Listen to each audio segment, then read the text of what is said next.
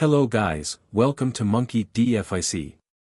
So in this video, we will see what if Boa Hancock's love was mutual and Luffy became the pirate king with his Empress queen. If you enjoy these kinds of stories, don't forget to show us some love by hitting the like button and subscribing to the channel.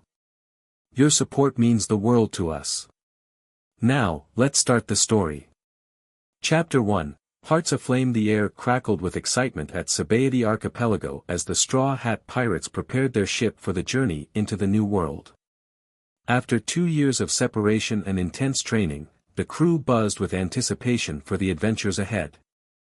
Luffy sat cross-legged on the Thousand Sunnies figurehead, his favorite spot, watching his crew with a wide grin. Zoro hauled massive barrels of supplies while arguing with Sanji. Nami shouted orders as Robin quietly helped organize maps. Usopp and Chopper ran around checking inventories while Brook played a cheerful tune. Frankie made final adjustments to the ship's systems. "Hey guys! When are we leaving already?" Luffy called out, bouncing with impatience. "The New World's waiting for us." "Not until we've properly stocked up," Sanji replied, carrying a crate of provisions. "Unless you want to starve 3 days in." Luffy's retort died on his lips as commotion erupted at the dock. A crowd parted like water before an approaching figure, whispers spreading through the onlookers. Luffy squinted against the sunlight. "Is that?" Nami's voice trailed off. A tall woman strode toward their ship, her presence commanding attention from everyone in the vicinity. Long black hair cascaded down her back, and she walked with the confidence of royalty. Following behind her were 2 imposing women warriors. "Hancock?" Luffy jumped to his feet. Boa Hancock, the Snake Princess and Warlord of the Sea, approached the Thousand Sunny with purpose in her stride. Unlike her usual love-struck demeanor around Luffy, her expression remained serious, almost grim. "Luffy," she called up. "I need to speak with you immediately." The crew exchanged surprised glances. Hancock rarely left Amazon Lily, and never without serious reason. "Sure thing." Luffy stretched his arm, grabbed the railing, and catapulted himself down to the dock, landing right in front of her. "What's up?" Hancock's usual blush at Luffy's proximity was subdued. "Not here. This concerns Amazon Lily and potentially your crew as well." Within minutes, they gathered in the Sunny's galley. Hancock's warriors, Marigold and Sandersonia, stood guard outside while the Straw Hats listened intently to their unexpected visitor. "A new warlord named Versetti has developed weapons that neutralize devil fruit powers," Hancock explained, her hands clenched on the table. "He's systematically targeting allies of the Straw Hat Pirates. Amazon Lily is on his list." "Why would he target your island?" Robin asked. "Because I helped Luffy during the war at Marineford. The world government suspects my loyalty."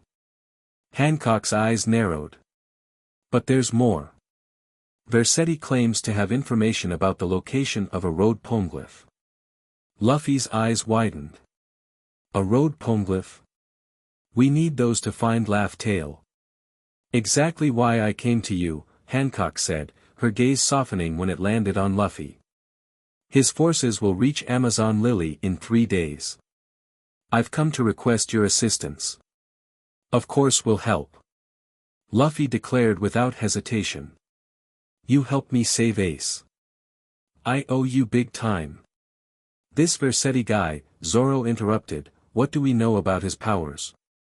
"He doesn't have devil fruit abilities himself," Hancock replied. "That's what makes him dangerous. He's developed weapons that can temporarily nullify our powers, similar to Sea Prism Stone but in the form of projectiles and gas." Frankie whistled. "That's super bad news for you devil fruit users. Do you have a plan?" Nami asked, already unfolding a chart of the calm belt where Amazon Lily was located. Hancock nodded. "Versetti operates from a mobile fortress, a modified marine battleship. My scouts have tracked its course. We'll intercept it before it reaches Amazon Lily." "A preemptive strike," Zoro grinned, hand resting on his swords. I like it. Luffy pounded his fist into his palm. When do we leave? Immediately, Hancock stood up. My ship is ready. What about the New World? Usopp asked nervously. Luffy shrugged. It'll still be there after we kick this Vercetti guy's ass. The journey aboard Hancock's ship proceeded faster than expected, cutting through the calm belt with surprising speed thanks to the Sea Kings that pulled her vessel, a privilege of the Kuja pirates. Luffy stood at the bow, watching the creatures power through the water. These sea monster things are awesome, he exclaimed as Hancock approached. How do you get them to listen to you? The Kuja have ancient pacts with the creatures of these waters, she explained, standing beside him. Without the eyes of her people watching, her posture relaxed slightly. Luffy, thank you for coming to our aid. No problem, he grinned. You're my friend. The word friend caused a flicker of emotion across Hancock's face. Yes, friends. Hey, is something else bothering you? Luffy asked, showing rare perceptiveness. Hancock hesitated. The world government has been questioning my status as warlord. If they discover I'm helping you again, you could lose your position, Luffy finished, surprising her with his understanding. Amazon Lily's protection depends on it. She turned to face the horizon. My people come first, always. That's what makes you a good leader, Luffy said simply. Hancock's eyes widened at the unexpected compliment. Before she could respond, a lookout shouted from above. Ship ahead. Marine design but flying unknown colors. Vercetti, Hancock hissed, her demeanor instantly shifting to battle-ready. Luffy called his crew together as Hancock gathered her warriors. The fortress ship loomed in the distance, nearly twice the size of a standard marine battleship, bristling with cannons and strange, glowing equipment. Remember, Hancock addressed everyone, their weapons can neutralize devil fruit powers. Non-users should take point. Zoro stepped forward with Frankie and the non-powered Kuja warriors. Leave it to us. We'll split into teams, Luffy decided. Zoro, Sanji, and Robin with me, will go for Vercetti. Frankie, lead the others to disable those weird weapons. And me? Hancock asked, arching an eyebrow. Luffy grinned. You're with me. We're strongest together. Something flashed in Hancock's eyes, surprise, followed by determination. She nodded sharply. As they approached, the enemy ship opened fire. Instead of cannonballs, glowing blue projectiles arced toward them. Evasive action. Hancock commanded her helmsman. The ship veered sharply, avoiding most projectiles, but one struck the deck, bursting into a cloud of shimmering particles. Don't breathe it in. Sandersonia warned. It's the nullifier. Luffy stretched his arm to grab the ship's railing, but as he extended through the cloud, his arm suddenly went limp, snapping back. Whoa! My rubber didn't work, he exclaimed, eyes wide with shock. Now you see the threat, Hancock said grimly. We must board quickly, before they saturate the air. Zoro stepped forward. Leave this to me. With lightning speed, he drew all three swords and executed a flying slash attack that severed the nearest enemy cannon. The crew used the momentary advantage to bring their ship alongside Vercetti's fortress. Boarding party, now. Hancock commanded. Kuja warriors launched grappling hooks while Frankie deployed a bridge between the vessels. The battle erupted instantly as Vercetti's forces, men in strange tech-enhanced armor, rushed to repel them. These guys are tough. Usopp shouted, firing explosive stars at an approaching group. Luffy charged forward, fists flying. Gum Gum Gatling. His attack connected with devastating force until one soldier fired a dart that grazed his shoulder. Instantly, Luffy's stretched limbs collapsed. Damn it, he growled, forced to fight conventionally as his powers temporarily failed. Hancock moved like lightning beside him, kicking away soldiers approaching his blind side. Focus, Luffy. Even without her devil fruit powers, Hancock's martial prowess was fearsome. She flipped over an attacker, using his momentum to send him crashing into two others. Luffy found himself watching her movements with newfound attention. He'd always known Hancock was strong, but seeing her fight up close revealed an artistry to her combat he'd never appreciated before. "Luffy, behind you," she shouted. He ducked instinctively as Hancock leaped over him, her heel connecting with an attacker's face. They landed back to back, surrounded by enemies. Just like old times, Luffy grinned over his shoulder. "We've never fought together before," she replied, confused. "Feels like we have." He laughed, throwing a punch that sent a soldier flying.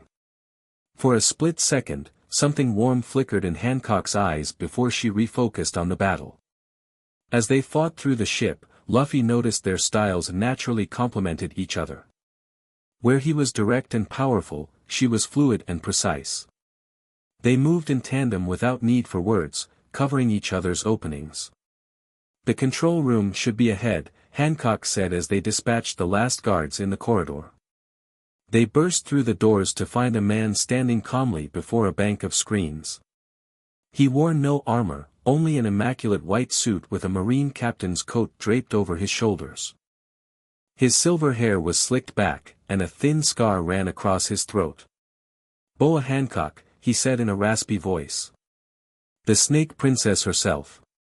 And Straw Hat Luffy. What an honor."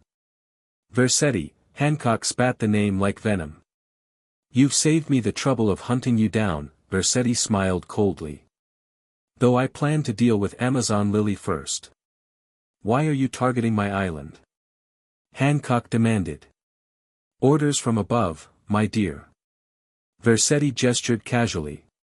"Your loyalty to the world government has been questioned since you assisted this pirate. And now, here you are with him again, confirming those suspicions." Luffy stepped forward. "Leave Hancock and her people alone. Your fight's with me." "How gallant," Vercetti mocked. "But unnecessary. I'll eliminate both threats simultaneously." He pressed a button on his wrist device. The floor beneath Luffy suddenly opened, dropping him through a trapdoor before either could react. "Luffy!" Hancock cried out, rushing forward. Vercetti blocked her path, drawing a slender blade that hummed with energy. "Your powers won't work here, Snake Princess. This entire room is saturated with my nullifier technology." Hancock's eyes narrowed. "I don't need devil fruit powers to defeat you." She launched into a flurry of kicks that Vercetti barely managed to dodge. His enhanced blade sliced through the air where she'd been a split second before. "You've chosen the wrong side," Vercetti taunted as they exchanged blows. "The world government offers protection. Straw Hat offers only destruction. Luffy offers freedom," Hancock retorted, landing a solid kick to his ribs. Vercetti staggered back but recovered quickly. "Freedom?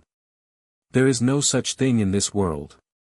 Meanwhile, Luffy found himself in a chamber filled with strange machinery.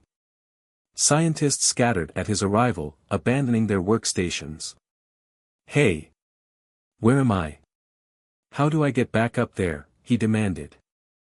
A hissing sound answered him as vents opened in the walls, releasing blue gas.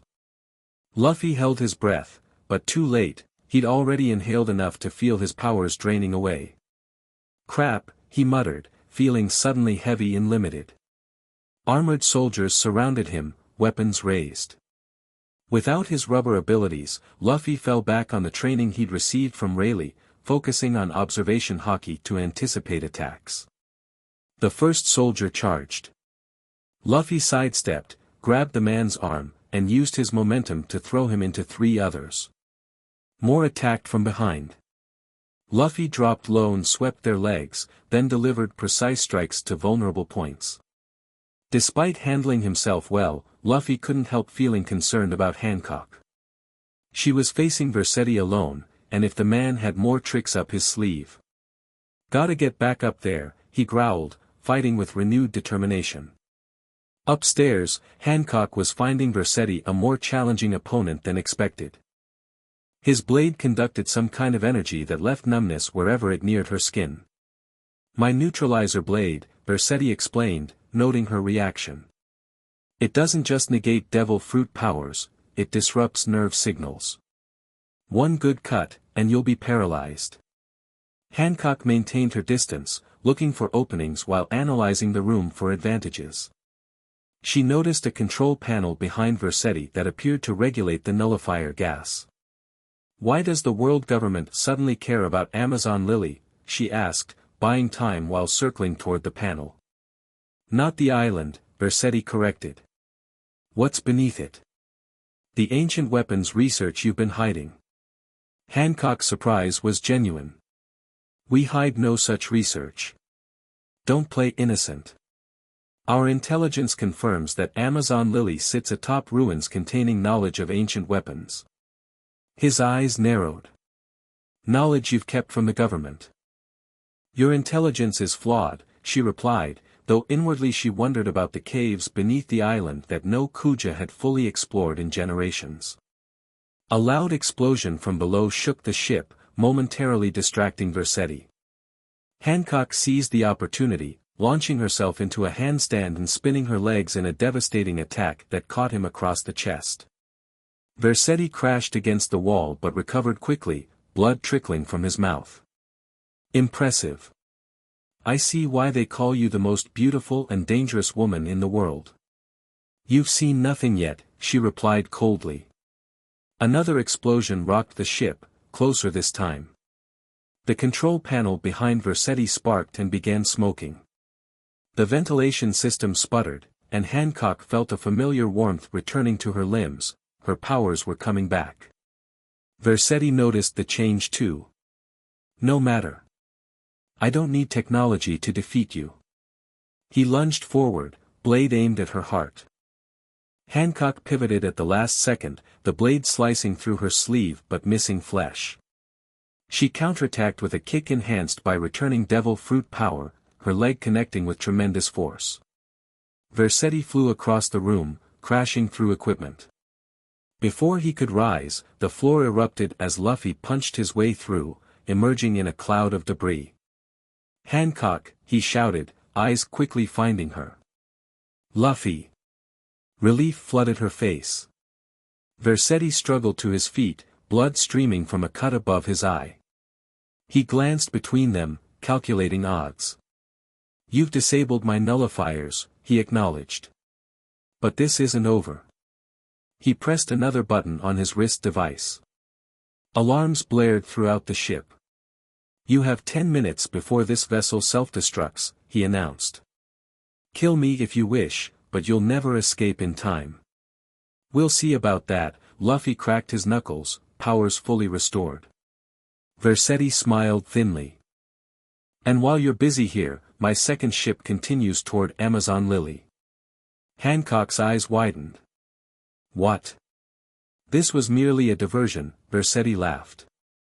"My main force will reach your island within hours." Luffy and Hancock exchanged glances, a silent communication passing between them.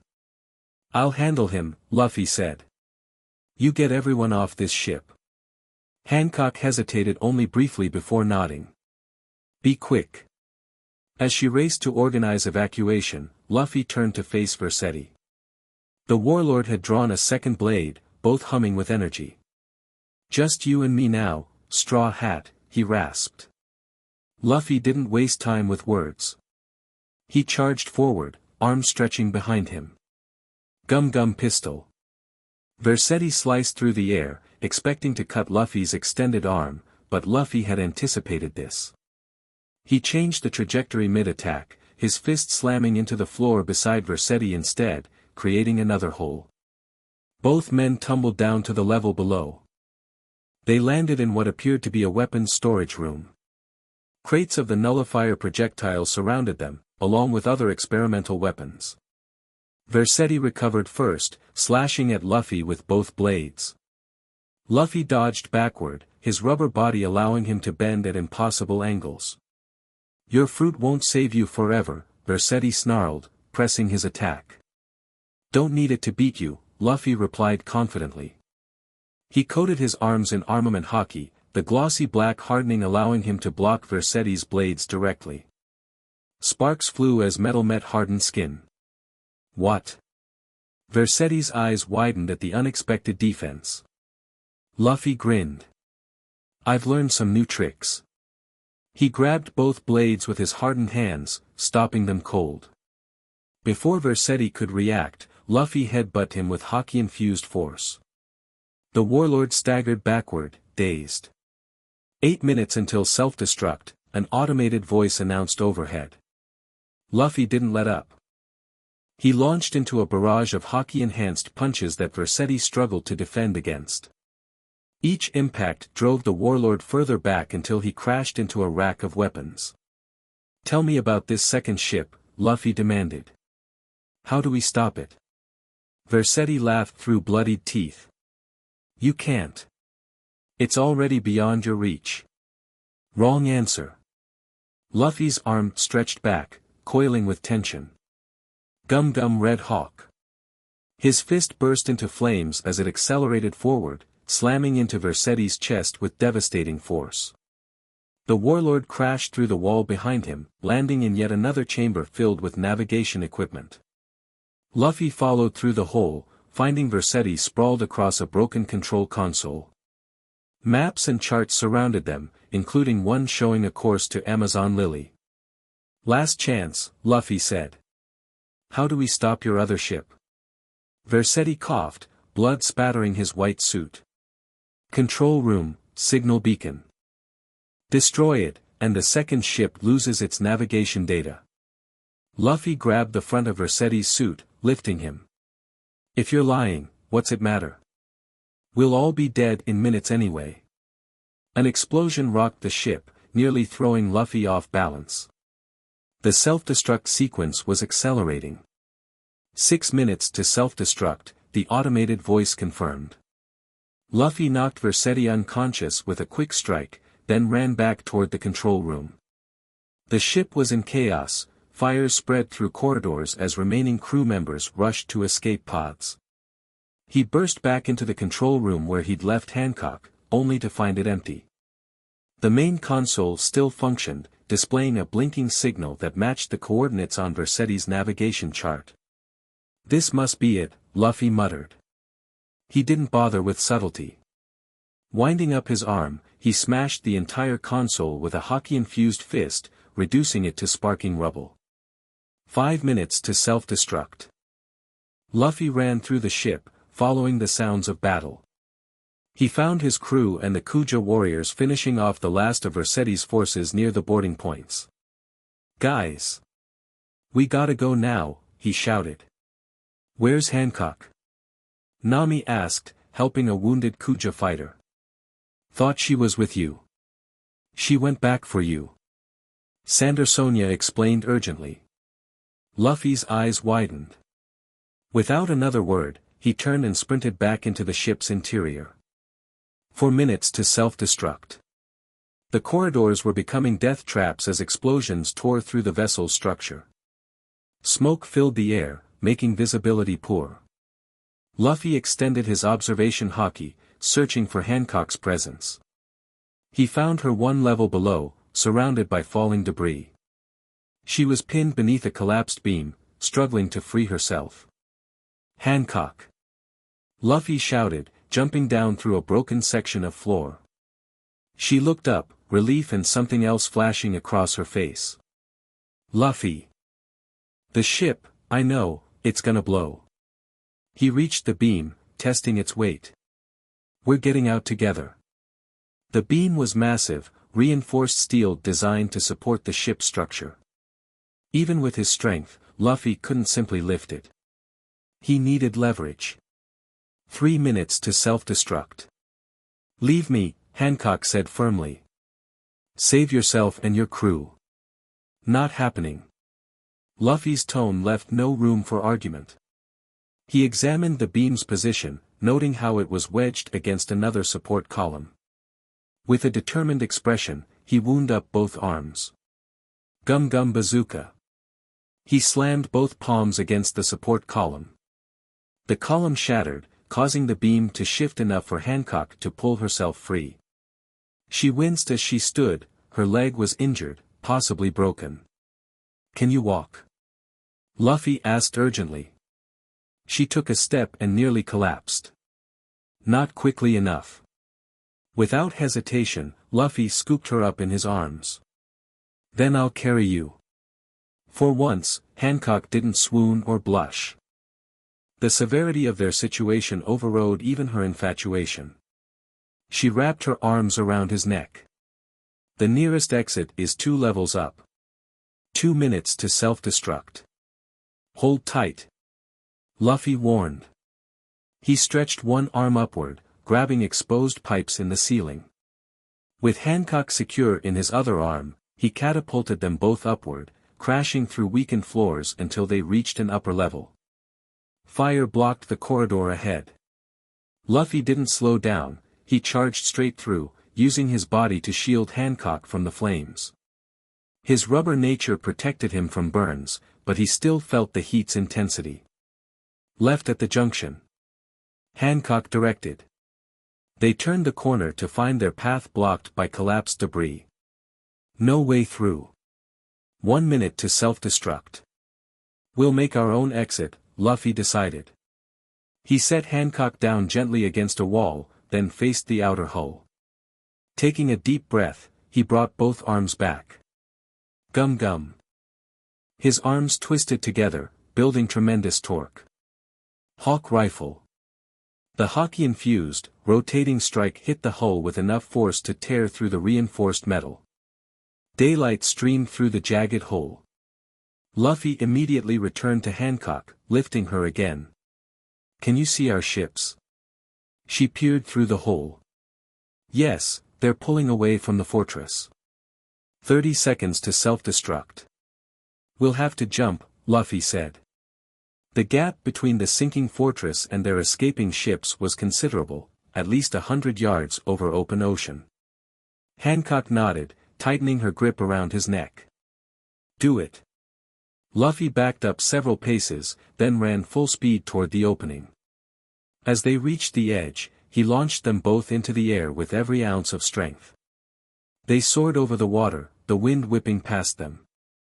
For a moment suspended in time, they flew together, Hancock held securely in Luffy's arms. Their eyes met briefly, a look of absolute trust passing between them. Gravity took hold. They began descending toward the water below. Luffy twisted in mid-air, positioning himself to take the impact. Gum gum balloon. His body inflated just before they hit the surface, cushioning their landing. They splashed down hard but safely. As they surfaced, gasping for air, the fortress behind them shuddered with internal explosions. 10 seconds to self-destruct. "Swim," Luffy urged, though his own devil fruit weakness was already making him struggle. Hancock, despite her injured leg, proved a strong swimmer. She grabbed Luffy, keeping him afloat as they pushed away from the fortress. The final countdown echoed across the water. When it reached 0, the entire fortress erupted in a massive fireball. The shockwave propelled them forward, underwater pressure buffeting their bodies. When they resurfaced again, the Kuja ship was racing toward them. Hands reached down to pull them aboard, multiple voices shouting with relief. Luffy collapsed on the deck, coughing up seawater. Hancock was immediately surrounded by her concerned warriors, but her eyes remained fixed on Luffy. "Get her leg treated," Luffy managed between coughs. "I'm fine," she insisted, though she clearly wasn't. "Both of you need medical attention," Chopper declared, already examining Hancock's leg. As the adrenaline faded, Luffy became aware of numerous burns and cuts across his body. None serious, but collectively painful. He looked over at Hancock, who was reluctantly allowing Chopper to splint her leg. "Did we stop the other ship?" she asked, meeting his gaze. Luffy nodded. "Destroyed the navigation beacon. According to Versetti, they won't be able to find Amazon Lily without it." Relief washed over her features, followed by something softer, gratitude, perhaps. You saved my life, she said simply. You saved mine too, he replied with equal simplicity. Then, with his characteristic grin, that's what friends do, right? The word friends seemed to resonate differently this time. Hancock didn't flinch or look disappointed. Instead, she smiled, a genuine smile without her usual lovesick expression. Yes, she agreed. That's what friends do. The return to Amazon Lily took 2 days. During that time, Luffy found himself spending more time with Hancock than he ever had before. Her injury forced her to rest, which meant she couldn't avoid conversations by fleeing in embarrassment as she once might have. They sat together on the deck as the ship approached her island, the tall mountain of Amazon Lily visible on the horizon. Your home is really something, Luffy remarked. An island of just women. Still seems weird to me. Hancock chuckled. To us, a world with men is the strange concept. Do you ever get curious about the outside world? Beyond being a warlord, I mean. She considered this. Sometimes. But my duties to my people come first. Yeah, I get that. Luffy nodded. That's how I feel about my crew. Hancock studied him with newfound interest. You've changed since Marineford, Luffy. You're still the same person, but there's something different. 2 years of training will do that, he laughed. Then, more seriously, losing Ace changed me too. Hancock's expression softened. Loss often reshapes us. What about you? Have you always been the way you are? The question surprised her. Few people ever asked about her past. No. Before becoming Empress, I was different. Luffy waited, sensing there was more she wanted to say. My sisters and I were enslaved by celestial dragons when we were children, she continued quietly. It left scars beyond the marks on our backs. Luffy's expression darkened. Those celestial bastards. I'd punch them all again if I could. His protective anger touched something in Hancock. That day at Sabaody, when you struck that celestial dragon, that was when I first began to see you differently. I just did what anyone would do, Luffy shrugged. No, she shook her head. Most would never dare. You acted without fear of consequence to protect someone weaker. It was extraordinary. An unusual feeling stirred in Luffy's chest at her words, not hunger, not excitement for adventure, but something new and unfamiliar. Hancock, he said, using just her name without titles for the first time, after we make sure Amazon Lily is safe, would it be okay if my crew and I stayed a little while? I'd like to see more of your island. Her eyes widened slightly. You want to stay? Yeah, he nodded, surprising himself with the realization. I do. Something bloomed in Hancock's expression, hope, carefully contained but unmistakably present. You and your crew are always welcome on Amazon Lily, Luffy, she said softly. As the island grew larger on the horizon, Luffy found himself looking forward to their arrival with an anticipation that had nothing to do with adventure or fighting. It was a new feeling, one he couldn't quite name but found he didn't want to ignore. Land ho, the lookout called from above. Luffy stood, offering his hand to help Hancock up. She took it without hesitation, and neither let go immediately after she was standing. Let's go make sure your home is safe, he said. Hancock nodded, and together they faced the approaching shores of Amazon Lily, both sensing that something fundamental had shifted between them, a change as vast and promising as the ocean itself. Chapter 2, Emperors and Empresses. The morning sun cast long shadows across Amazon Lily as Luffy raced through the jungle, leaping between massive tree branches with practiced ease. 6 months of regular visits had made him familiar with the island's terrain. Behind him, a group of Kuja warriors followed, their faces a mix of determination and amusement as they struggled to keep pace. Is he always this energetic? One warrior asked between breaths. Always, Usopp replied, trailing at the back of the group. You get used to it. Or you die trying. Ahead, Luffy burst through the tree line into a massive clearing. He skidded to a stop, eyes widening at the spectacle before him. Hundreds of Kuja warriors formed a circle around two combatants, Hancock and Zoro, locked in an intense sparring match. Hancock moved like flowing water, each strike precise and powerful. Zoro wielded two swords, his movements equally fluid but more direct. Neither used their full strength, but the display of skill drew gasps from the audience. Wow! Luffy grinned, finding a spot at the edge of the circle. They're really going at it. The match concluded when both fighters simultaneously landed blows that would have been devastating at full power, Hancock's leg stopping inches from Zoro's neck, his blade hovering just above her shoulder. A moment of tense silence followed before both stepped back and bowed. Applause erupted from the gathered Kuja. The Snake Princess and the Pirate Swordsman are evenly matched, someone shouted with amazement. Your technique has improved, Hancock acknowledged as she and Zoro walked toward where Luffy waited. Your kicks still hit like sea train, Zoro replied, rolling his shoulder. Good practice. Luffy bounced on his heels. That looked awesome. Can I fight the winner? Hancock's expression softened visibly when she looked at Luffy, though she maintained her regal bearing. Perhaps later. The Elder Council is waiting for us. These past months had transformed their relationship in ways neither had fully anticipated. What began as awkward visits had evolved into something deeper, a connection forged through shared battles, quiet conversations, and mutual respect.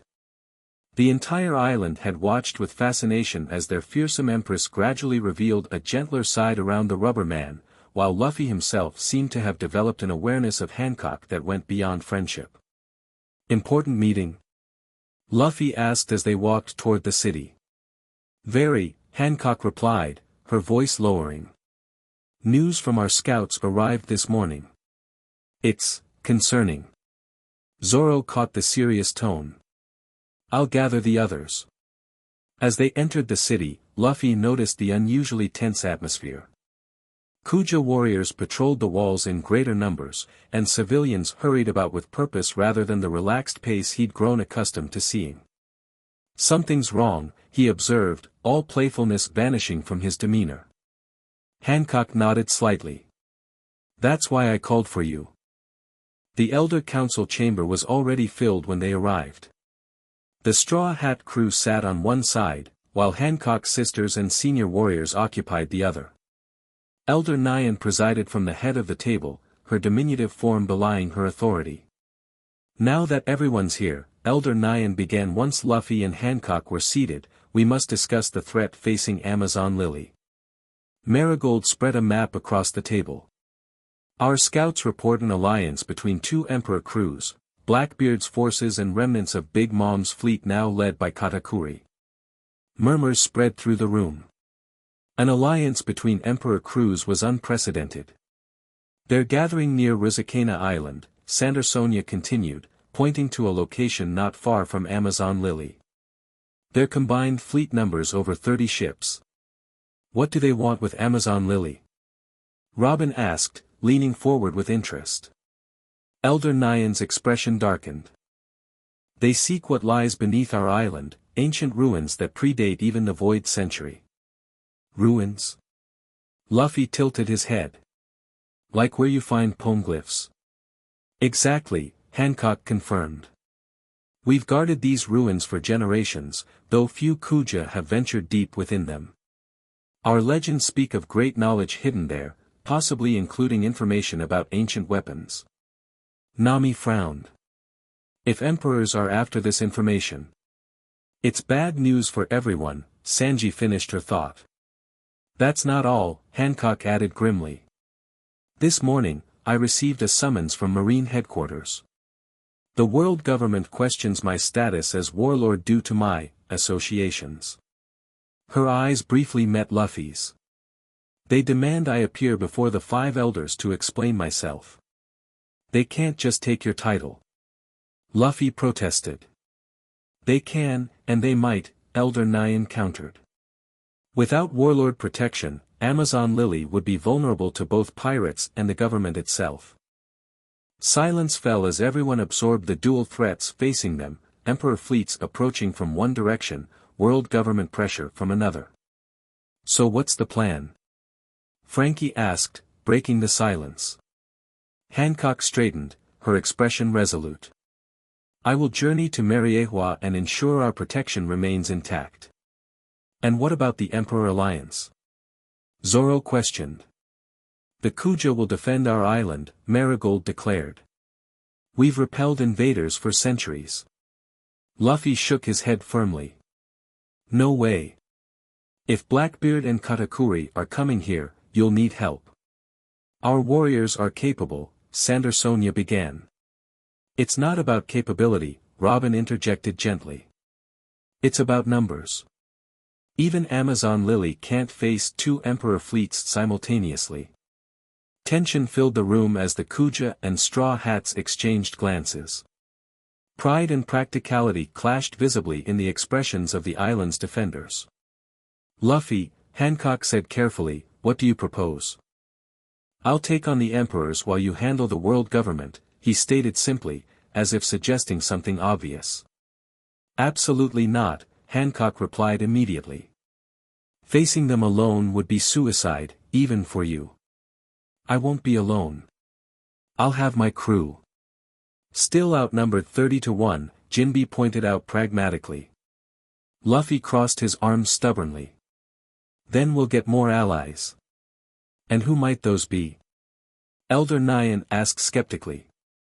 A slow grin spread across Luffy's face. I know some people. The argument continued for hours after the council adjourned. Luffy and Hancock walked along the beach, voices occasionally rising as they debated strategies. You can't just challenge two Emperor crews head-on. Hancock insisted. Even with your strength, it's too dangerous. And you can't just walk into Marine headquarters when they're already suspicious of you, Luffy countered. What if it's a trap? They stopped at the shoreline, waves lapping at their feet. The setting sun painted the water in fiery hues, matching the intensity of their disagreement. This is my responsibility, Luffy, Hancock said, her voice softening slightly. Amazon Lily has survived for centuries because we know when to fight and when to negotiate.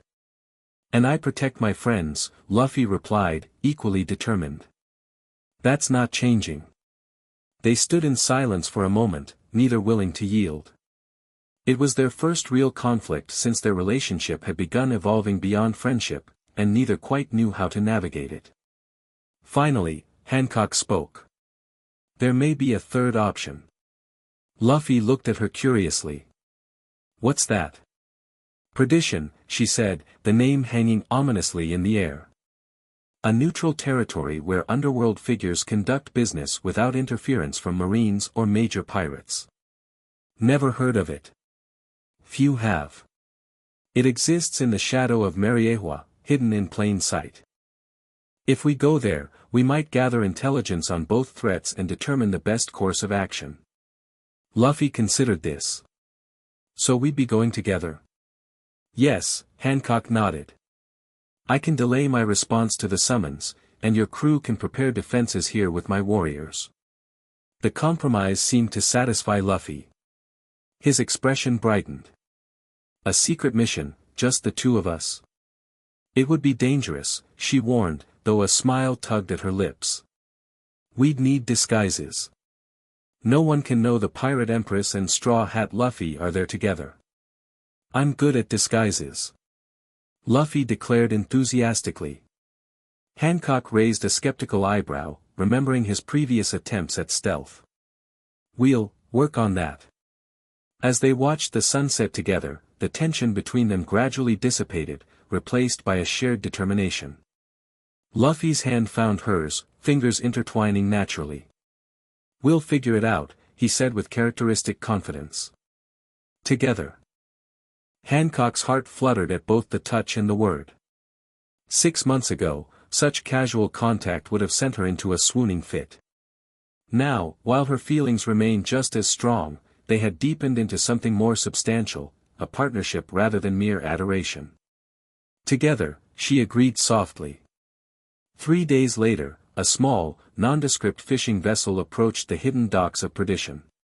The captain, an elderly man with a weathered face, kept his eyes forward as his two passengers prepared to disembark.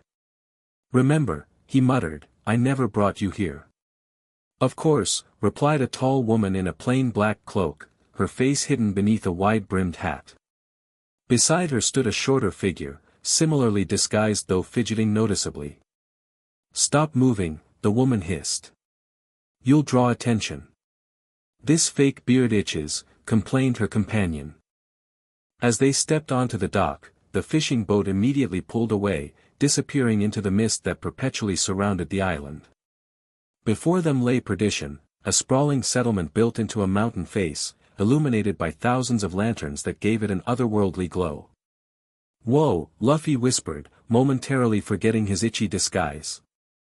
"This place is huge."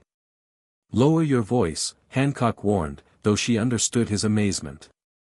Even as a warlord, she'd visited Perdition only twice before.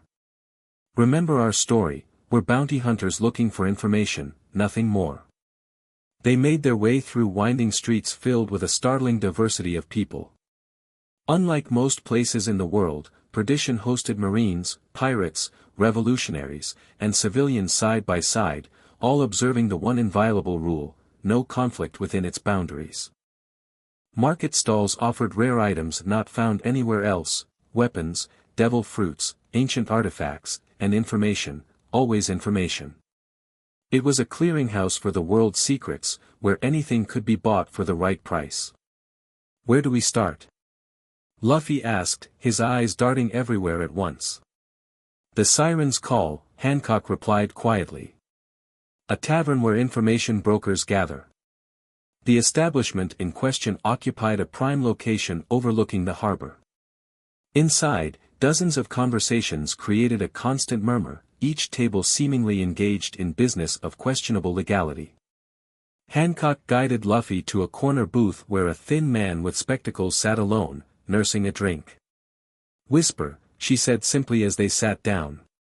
The man showed no surprise. "Snake. It's been years. And you've brought a friend." "Information," Hancock stated. "About the Emperor's moving toward the Calm Belt, and about world government interest in certain ancient ruins." Whisper smiled thinly. "Direct as ever. That's expensive information." "We can pay," Luffy interjected, earning a subtle elbow from Hancock. "I'm sure you can," Whisper replied, studying Luffy with interest. "Though I wonder what a rubber man would want with such information." Luffy stiffened. Despite his disguise, the broker had identified him immediately. Hancock maintained her composure, sliding a small pouch across the table. "For your discretion as well," she said evenly. Whisper pocketed the pouch without checking its contents. "The Emperor's move on credible information that Amazon Lily hides a poneglyph, not just any poneglyph, but one containing coordinates to a weapon cache from the Void Century." "And the world government?" Hancock pressed. "They know of the Emperor's plans and have dispatched a covert CP-0 unit to intercept them." Whisper leaned forward. "But that's not all. The summons you received?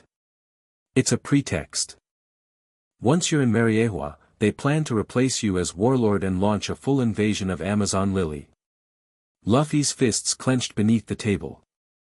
Hancock placed a calming hand on his arm. "How long do we have?" she asked. "The Emperor fleet will reach Amazon Lily in 3 days. The CP-0 unit is already moving." Whisper adjusted his spectacles. "I would advise against returning to either Amazon Lily or Mariewa, if survival is your goal." "Thank you for your counsel," Hancock replied coolly, standing to leave. As they exited the tavern, Luffy could barely contain himself. "We need to get back now. Your island's in danger from both sides." "I know," Hancock's voice was tight with concern. "But rushing in without a plan would be foolish." Before they could discuss further, a commotion erupted nearby. Marines in plain clothes were questioning merchants, showing wanted posters, including Luffy's and Hancock's. They're looking for us, Hancock whispered. Someone must have recognized us at the dock. They ducked into a narrow alley, pressing against the wall as a patrol passed by. This way, Luffy tugged her hand, leading deeper into the maze of back streets. They navigated through the shadows, evading several more patrols until they reached a secluded courtyard behind what appeared to be an abandoned warehouse. We need to find a way off this island, Hancock said, catching her breath. Without using the main docks. I might know someone who can help, came a familiar voice from behind them. They spun around to find a tall figure leaning against a doorway, smoking a cigarette. Trafalgar Law, Hancock identified him with surprise. Law stepped forward, extinguishing his cigarette. Straw Hat. Princess. Quite the coincidence finding you here. Is it? Hancock's eyes narrowed suspiciously. Actually, no, Law admitted. I've been tracking the Emperor Alliance myself. Their movements concern me. You know about the Poneglyph? Luffy asked. I know they're searching for something powerful, Law replied. Enough to bring Blackbeard and Katakuri together despite their mutual hatred. We need to get back to Amazon Lily, Luffy stated firmly. Before they do. Law considered this. My submarine is docked on the far side of the island. Marines won't be watching there. Why help us? Hancock questioned. Let's call it an investment in chaos, Law smiled thinly. If Blackbeard gets whatever weapon they're seeking, none of us are safe. Besides, he glanced at Luffy, we have an alliance, remember? The decision required only a brief exchange of looks between Luffy and Hancock. Lead the way, Luffy nodded. Law's submarine, the Polar Tang, cut through the waters at impressive speed. While the vessel was designed for stealth rather than passenger comfort, it made up for cramped quarters with efficiency. In the navigation room, Law spread charts across a table while Luffy and Hancock examined them. Even at maximum speed, we'll barely reach Amazon Lily before the Emperor fleet, Law explained, tracing their course. And that's assuming no interference. What about your crew? Hancock asked. Won't they question transporting the enemy? Law smiled slightly. My crew follows my orders without question. Besides, he added with a meaningful glance between them, word has spread about your arrangement. Luffy looked confused. Arrangement? He means our relationship, Hancock clarified, a rare blush coloring her cheeks. Oh. Luffy grinned. Yeah, Hancock's my. He paused, suddenly realizing they'd never actually defined what they were to each other. An awkward silence fell. Law raised an eyebrow but mercifully changed the subject. More importantly, we need a strategy for when we arrive. Blackbeard alone would be challenge enough, but with Katakuri's forces as well. My crew will have prepared defenses, Luffy said confidently. And my warriors know every inch of the island, Hancock added. But against such numbers. What about the world government forces? Law questioned. If CP0 is already en route. We'll be caught between three powers, Hancock concluded grimly. Luffy's expression remained determined. Then we take them all on. Law and Hancock exchanged glances, the former amused, the latter concerned but not surprised. Perhaps, Law suggested, we could use their competing interests against each other. The conversation continued deep into the night, strategies proposed and discarded as they raced toward Amazon Lily. Eventually, exhaustion overtook them, and Law left to check on their course, leaving Luffy and Hancock alone in the small navigation room. You should rest, Hancock said, noting Luffy's unusually subdued demeanor. Can't sleep, he replied, still studying the charts. Too much thinking. She smiled faintly. That's new for you. Hey. He protested, before catching her teasing expression. Okay, maybe a little. Hancock moved closer, her shoulder touching his as they leaned over the table. What's really bothering you, Luffy? He was silent for a moment, organizing thoughts that seemed unusually complex for his normally straightforward mind. Back there, with Law, he finally said. When he mentioned our arrangement. I didn't know what to call you. Oh. Hancock's heartbeat quickened. You're not just my friend, Luffy continued, struggling to articulate feelings he'd never needed words for before. You're more. But I don't know the right word. Does it need a word? She asked softly. Luffy turned to face her fully. Maybe not. But I want everyone to know what you are to me, even if I can't explain it right. The simplicity and honesty of his statement moved her more deeply than any flowery declaration could have. This was Luffy, direct, sincere, and completely genuine. I think, she said carefully, people already know, even without words. Luffy considered this, then nodded. Yeah, I guess they do. A yawn escaped him. Maybe I should try to sleep a little. I'll wake you if anything changes, she promised.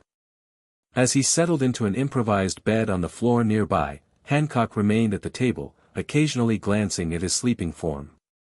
Their relationship had evolved in ways neither had anticipated when he first crashed into her life years ago. The man-hating Empress and the adventure-seeking pirate, an unlikely pair by any measure. Yet somehow, it worked. They complemented each other in ways that transcended conventional relationships. Where she was calculating, he was instinctive. Where he was reckless, she was cautious. Together, they created a balance that made both stronger. Hancock smiled to herself, remembering how she'd once imagined a grand romance full of dramatic declarations and passionate embraces. Reality had given her something different but infinitely more precious, genuine connection with someone who saw her for exactly who she was. Her contemplation was interrupted by an urgent knock. Law entered without waiting for response. We have a problem, he announced grimly. Marine vessels ahead, a blockade. Hancock was immediately alert. How many? 5 battleships forming a perimeter around Amazon Lily. Law activated a periscope, gesturing for her to look. Through the lens, Hancock saw the unmistakable silhouettes of marine warships positioned at strategic points around her homeland. They're early, she muttered. Where are the Emperor's ships? No sign yet, Law replied. But these Marines aren't standard forces. They're flying Vice Admiral flags. Luffy was awake now, rubbing sleep from his eyes. So we fight through them. Not with a submarine, Law countered. We'd be outgunned before reaching the surface. Then we'll approach underwater and emerge on the far side of the island, Hancock suggested. There's a hidden cove known only to the Kuja. Law nodded. Guide us there. The hidden cove proved just large enough for the polar tang to surface discreetly. Dawn was breaking as Luffy, Hancock, and Law emerged onto a pristine beach surrounded by dense jungle. Thank you for bringing us, Hancock said to Law. You fulfilled your obligation. Law smirked. And miss whatever chaos is about to unfold? I think not. Your call, Luffy shrugged, already focusing on the path ahead. But we need to move fast. They traversed the jungle with Hancock leading, following trails invisible to untrained eyes. Within an hour, they reached a vantage point overlooking the main city of Amazon Lily. What they saw stopped them cold. The city was on high alert, warriors positioned along all walls. In the harbor, the Thousand Sunny was moored alongside Kuja vessels, all prepared for battle. But most concerning was the massive Navy fleet anchored just beyond firing range, at least a dozen ships now, more than Law had spotted earlier. Something's wrong, Hancock murmured. This is more than a blockade. It's an invasion force. As if confirming her words, cannon fire suddenly erupted from the marine ships, projectiles arcing toward the island's defenses. They're attacking. Luffy shouted, already sprinting down the path.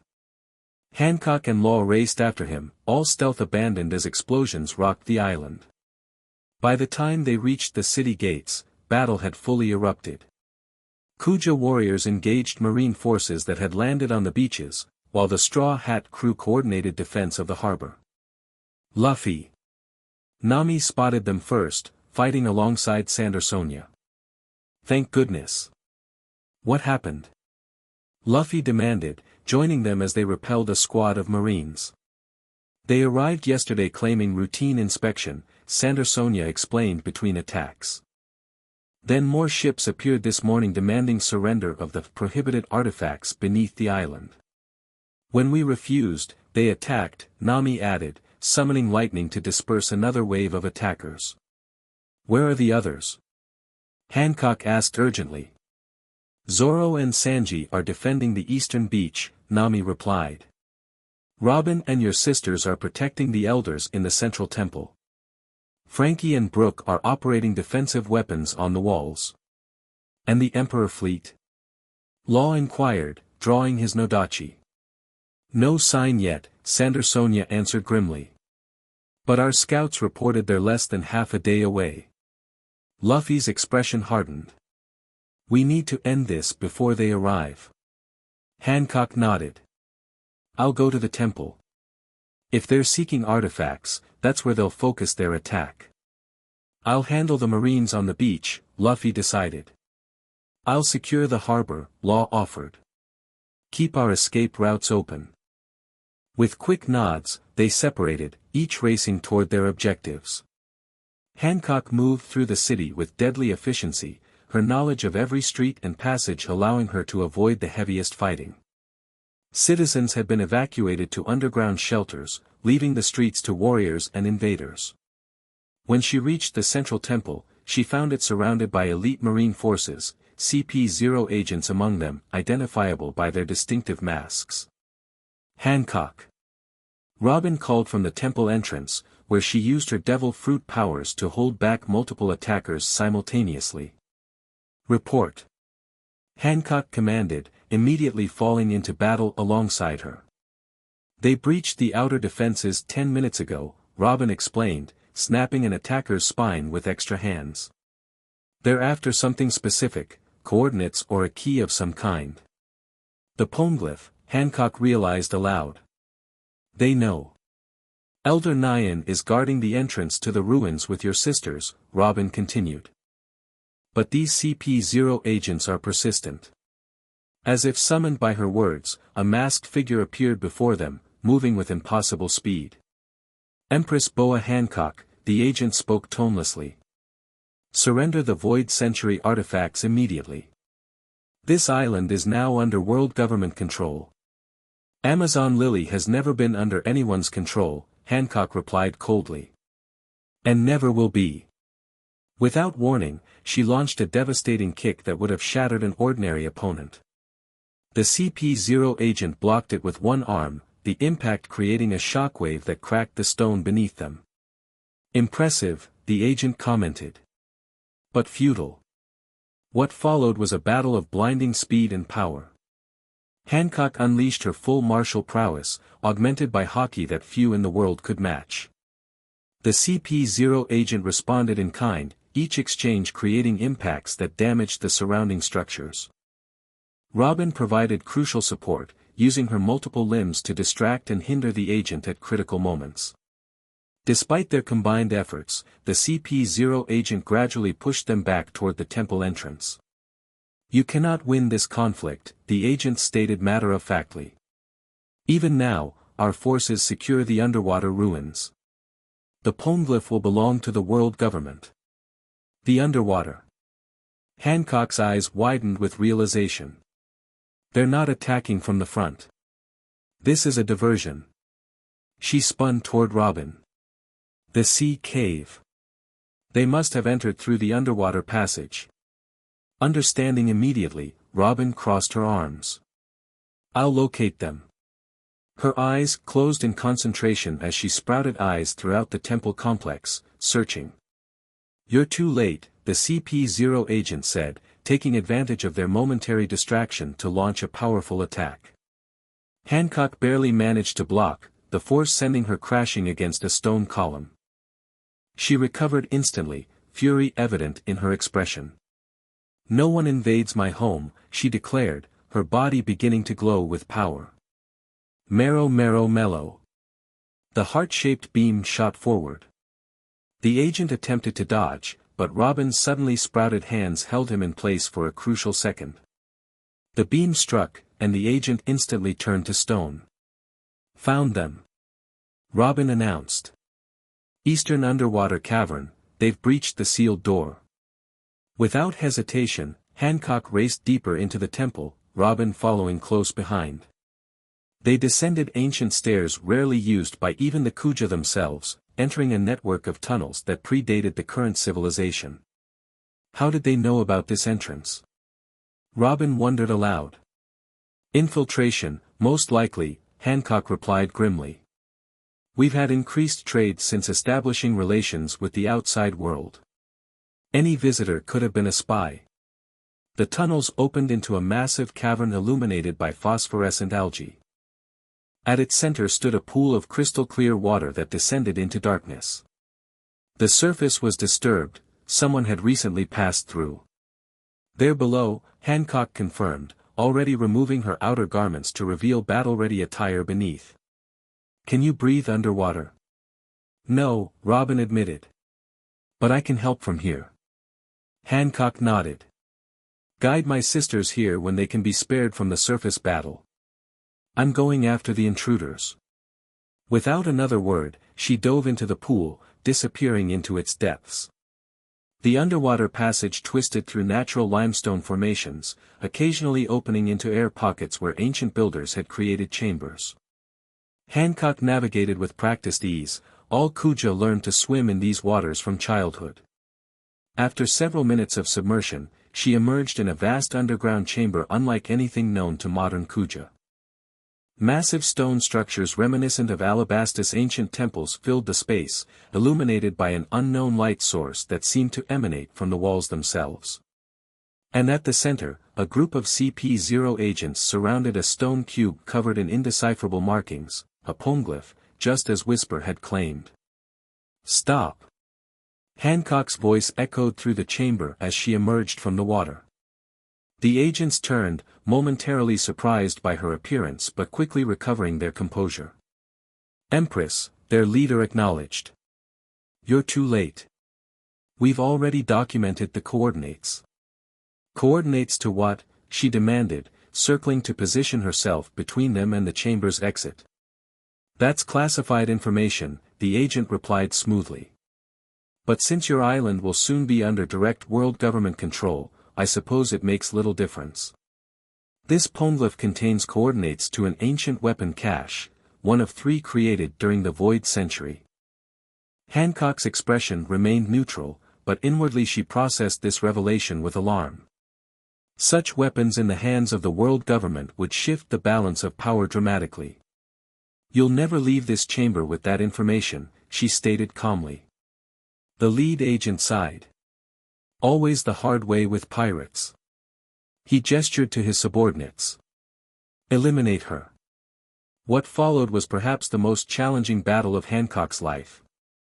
In the confined space of the underground chamber, her ranged attacks were limited, forcing her to rely on close combat against multiple CP-0 agents simultaneously. Each was a master of the 6 powers technique, their bodies hardened and movements accelerated beyond normal human capability. Hancock matched them with the Kuja fighting style, her body flowing between offensive and defensive stances with lethal grace. One by one, she neutralized attackers, some turned to stone by her devil fruit power, others incapacitated by precisely targeted hockey strikes. But the agents had not come unprepared.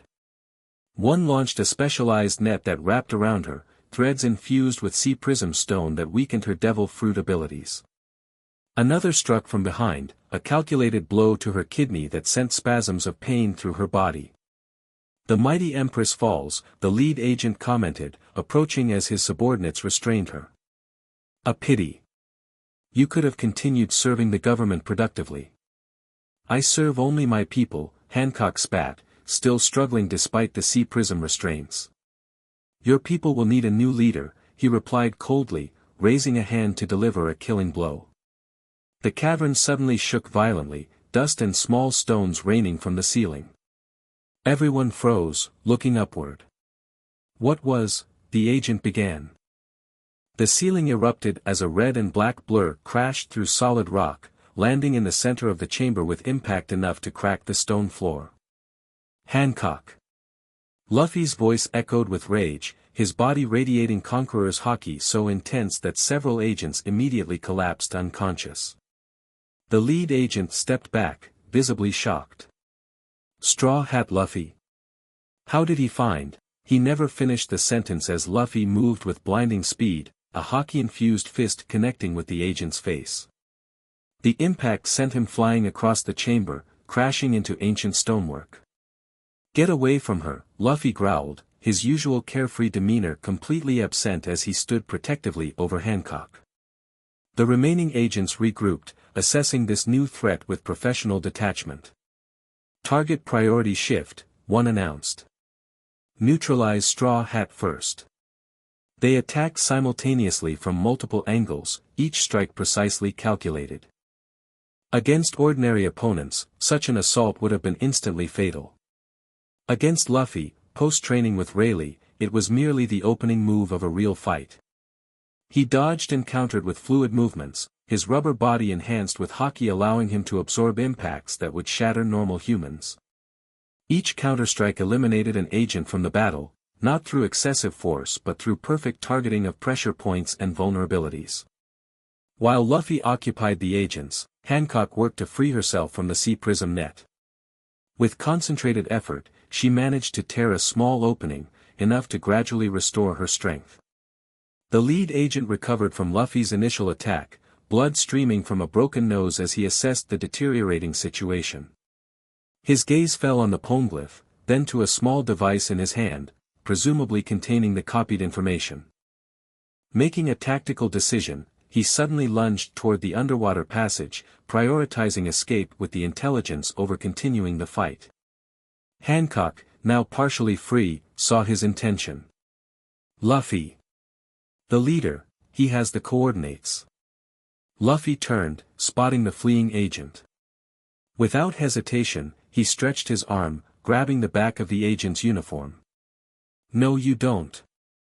The agent slashed at Luffy's extended arm with a haki-infused blade, forcing him to retract before making a desperate dive into the underwater passage. He's escaping. Hancock struggled to her feet, still partially entangled. Not for long. Luffy's expression was unusually serious as he fully freed Hancock from the remaining restraints. Can you fight? Always, she replied, straightening despite obvious pain from her injuries. Together, they made short work of the remaining agents. As the last one fell, Luffy turned to the underwater passage with determination. We need to catch him before he reaches their ships, he stated. Wait, Hancock placed a hand on his arm. You can't swim, and I'm injured. We need another approach. Luffy looked frustrated but nodded. What do you suggest? There's another way out, she explained, moving toward a seemingly solid wall at the far side of the chamber. An ancient elevator mechanism the first Kuja discovered centuries ago.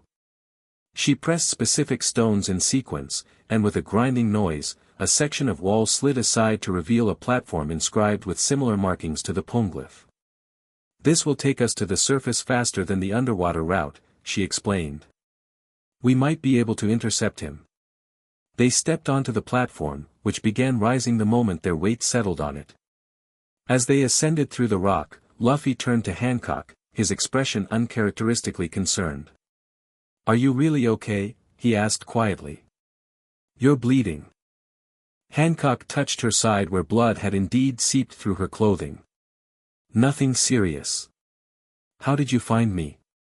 I just knew, Luffy replied simply. Was fighting Marines on the beach when I felt something was wrong. Robin told me where you'd gone.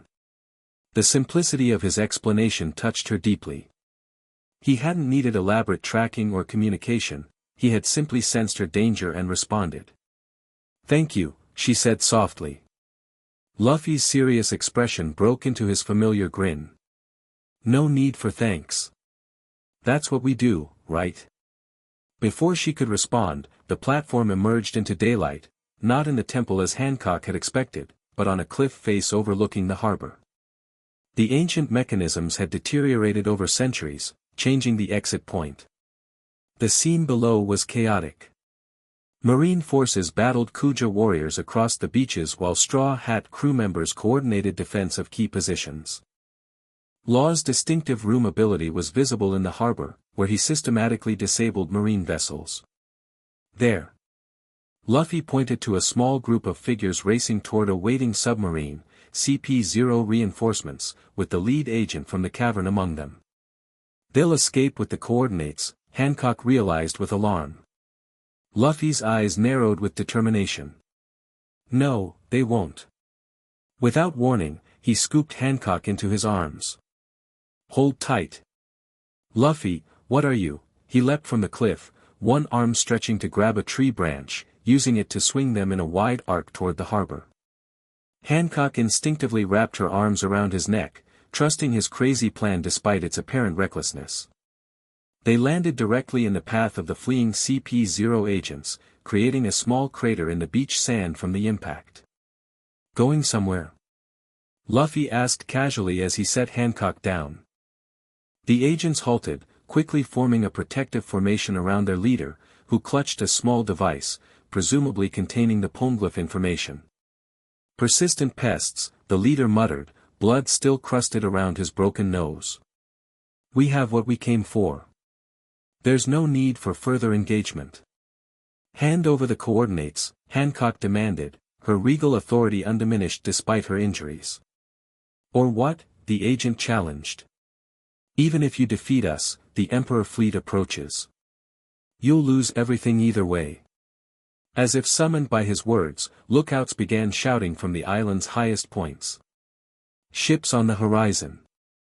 Multiple vessels flying Blackbeard's flag.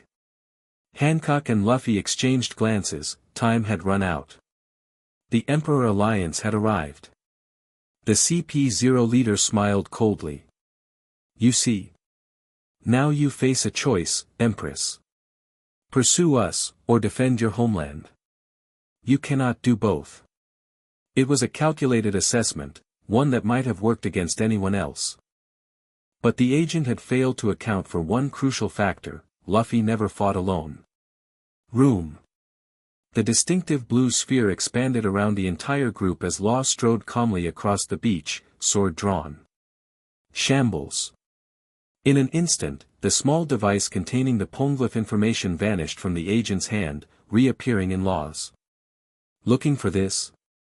Law asked with a thin smile. The CP-0 leader's composure finally cracked. Trafalgar Law. Why involve yourself in this conflict? Professional curiosity, Law replied casually, tossing the device to Hancock, who caught it deftly. Also, I hate smug government operatives. The agent's expression darkened. This changes nothing. With emperors at your doorstep, Amazon Lily falls today regardless. Luffy stepped forward, cracking his knuckles. You really don't know me at all, do you? Before the agent could respond, the ground beneath them trembled, not from attack or natural disaster, but from the synchronized impact of hundreds of feet. From the city gates, a united force of Kuja warriors and Straw Hat allies marched in perfect formation. At their head walked Zoro, Sanji, and surprisingly, representatives from multiple pirate crews who had answered Luffy's call for aid during their absence, members of the Straw Hat Grand Fleet, created after Dressrosa. Captain. Bartolomeo's distinctive voice called out. The Grand Fleet stands ready.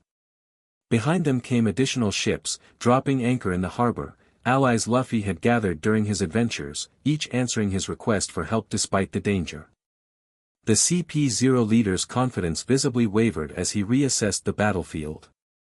What had been a calculated operation against an isolated island had transformed into a multi-faction conflict with unpredictable variables. Tactical withdrawal, he ordered his remaining agents.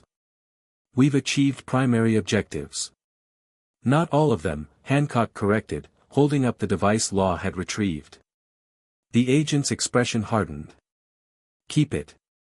It's merely one piece of a larger puzzle, one the world government will soon complete.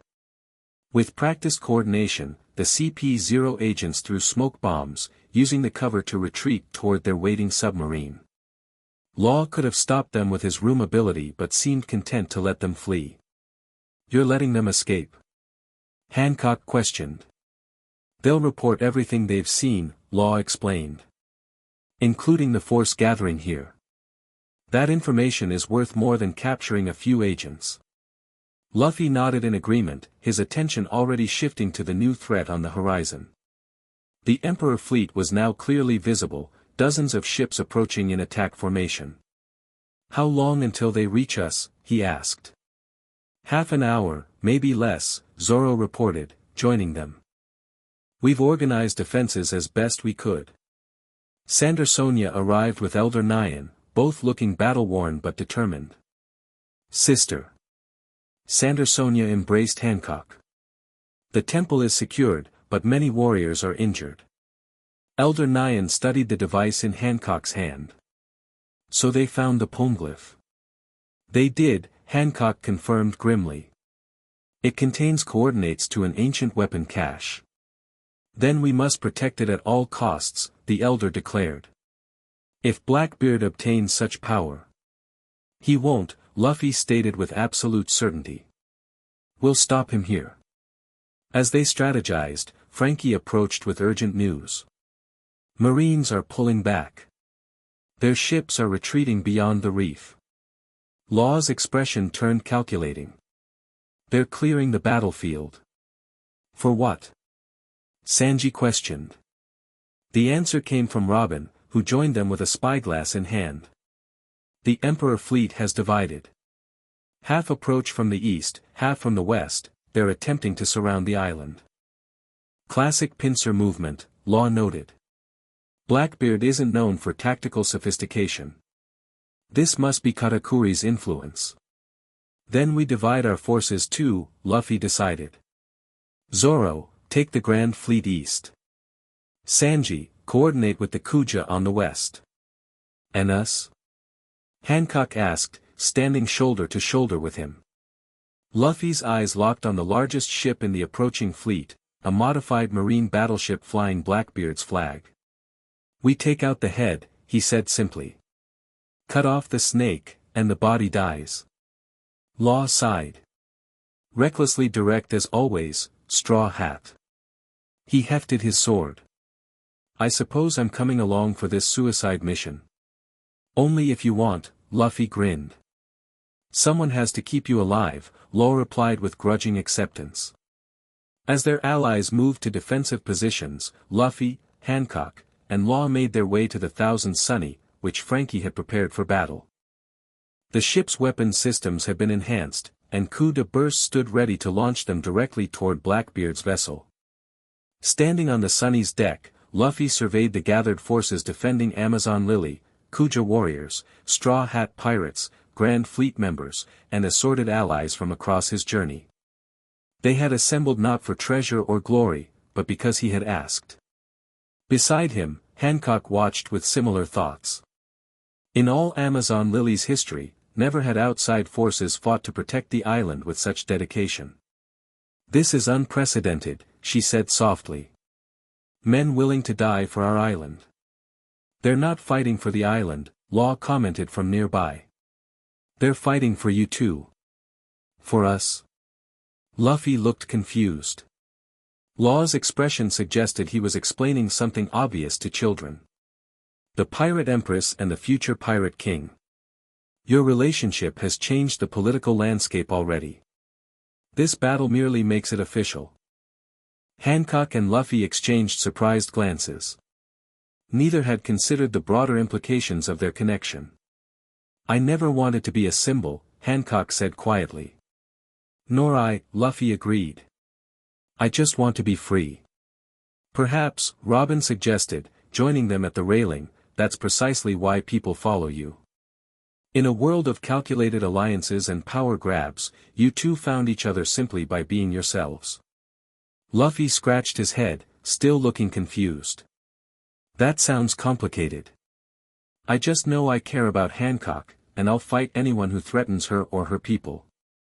The simplicity of his declaration brought a smile to Hancock's lips. "And I would do the same for you, Luffy." Their moment was interrupted by the lookout's shout. "Emperor's ships in range. They're preparing to fire. Battle stations." Frankie called, taking the helm. "Coup de burst ready on your command, Luffy." Luffy stepped to the figurehead, his special seat, with Hancock beside him. Their hands found each other's, fingers intertwining naturally. "Ready?" he asked. She nodded, a fierce smile on her lips. "Always." "Coup de burst," Luffy commanded. The Thousand Sunny launched forward with explosive force, soaring over the water directly toward Blackbeard's flagship. As they flew, Luffy and Hancock stood tall at the bow, their silhouettes cutting a striking image against the sky, the future Pirate King and his Empress Queen, facing the storm together.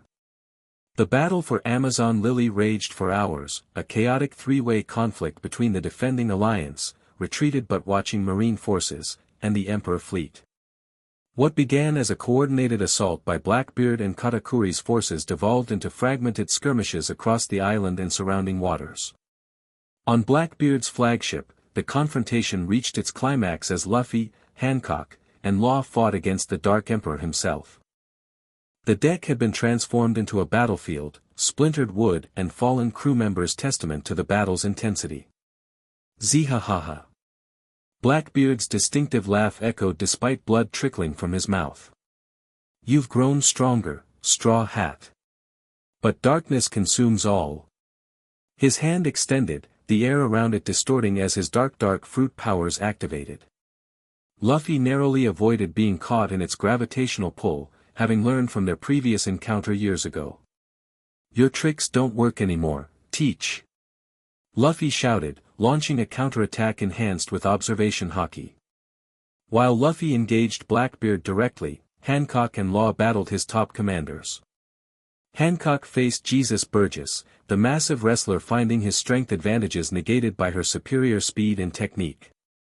"Stand still, woman!" Burgess roared in frustration as another of his powerful punches hit nothing but air. "As you wish," Hancock replied coldly, suddenly stopping her evasive movement. Burgess grinned, thinking he'd intimidated her into freezing. He charged forward, not realizing his fatal error until too late. Hancock's mellow beam struck him directly, instantly transforming him into a stone statue of charging fury. "Men," she sighed. "So predictable." Across the deck, Law used his room ability to systematic effect against multiple opponents simultaneously, his surgical precision making quick work of even hardened New World pirates. Room. Shambles. With economical movements, he separated enemies from their weapons, consciousness, or occasionally limbs. Between the three of them, Blackbeard's flagship had been effectively neutralized, all except the captain himself, who continued fighting with the desperate fury of someone who senses defeat approaching. "You think this ends with me?" Blackbeard growled, blood and spittle flying as he spoke. "The coordinates are already distributed among my fleet captains. Even if I fall, the weapon will be ours." Luffy's expression remained determined. "No, it won't. Because you've already lost your fleet." He gestured toward the horizon where, one by one, Blackbeard's ships were either retreating or being captured by the combined forces of the Kuja, Straw Hats, and Grand Fleet. "Impossible." Blackbeard staggered to the railing, watching his carefully assembled alliance disintegrating before his eyes. "Your partner Katakuri abandoned you 20 minutes ago," Law informed him casually. Apparently, he recognized a losing proposition. It was true. Katakuri, ever the pragmatist, had ordered a tactical retreat once it became clear Blackbeard had underestimated their opposition. His forces had withdrawn to a defensive position, effectively leaving Blackbeard to face the consequences alone. Betrayed, Blackbeard muttered, his expression darkening further. "After everything I promised him." "That's the problem with alliances built on greed," Hancock observed coldly. "They fracture under pressure." Blackbeard's rage erupted in a final, desperate attack. Black Vortex. The ship itself began to crack as his power intensified, darkness spreading across the deck like living ink, threatening to consume everything in its path. Luffy! Hancock shouted in warning. I see it, he replied calmly, his body shifting into Gear 4th. Bounce man. His transformed state allowed him to move with increased speed and power, evading the spreading darkness while positioning for a final strike. Law! Hancock! Get back, he called out. They needed no further warning, both retreating to a safer distance as Luffy's arm swelled enormously, Haki darkening it to a glossy black that seemed to absorb light rather than reflect it. This ends now, Blackbeard, Luffy declared. Gum gum. You can't defeat darkness itself. Blackbeard roared defiantly. King Kong gun. The impact was cataclysmic. Blackbeard's darkness attempted to absorb the blow, but the sheer force overwhelmed his defense. The punch connected with his chest, driving him through the deck, through the ship's hull, and into the water below. The flagship began breaking apart immediately, structural integrity compromised beyond recovery. Time to leave, Law announced, creating a room large enough to transport them safely back to the Thousand Sunny, which Frankie had positioned nearby. As they materialized on the Sunny's deck, they watched Blackbeard's flagship sink beneath the waves, surviving crew members abandoning ship in chaotic desperation. Is he? Hancock left the question unfinished. Doubtful, Law replied pragmatically. He's survived worse. Doesn't matter, Luffy said, his Gear 4th form deflating as he returned to normal. He's beaten. His crew is scattered. That's enough for today. Around them, the remaining Emperor ships were in full retreat, pursued by their allied vessels to ensure they left Amazon Lily's waters. On the beaches, Kuja warriors celebrated alongside Grand Fleet members, traditional barriers temporarily forgotten in the euphoria of victory. Nami approached with a report. Marine ships are maintaining distance but showing no signs of re-engaging. I think they're waiting to see if we weaken each other enough for them to swoop in. Let them wait, Hancock replied confidently. We've lost the element of surprise, but gained something more valuable. What's that? Chopper asked, treating Luffy's injuries despite his patient's squirming protests. Hancock's gaze swept across the unified forces, her warriors fighting alongside pirates they would have killed on sight just months earlier. Allies, she answered. Real ones, not based on fear or obligation. Law, who had been examining the device containing the poneglyph coordinates, suddenly frowned.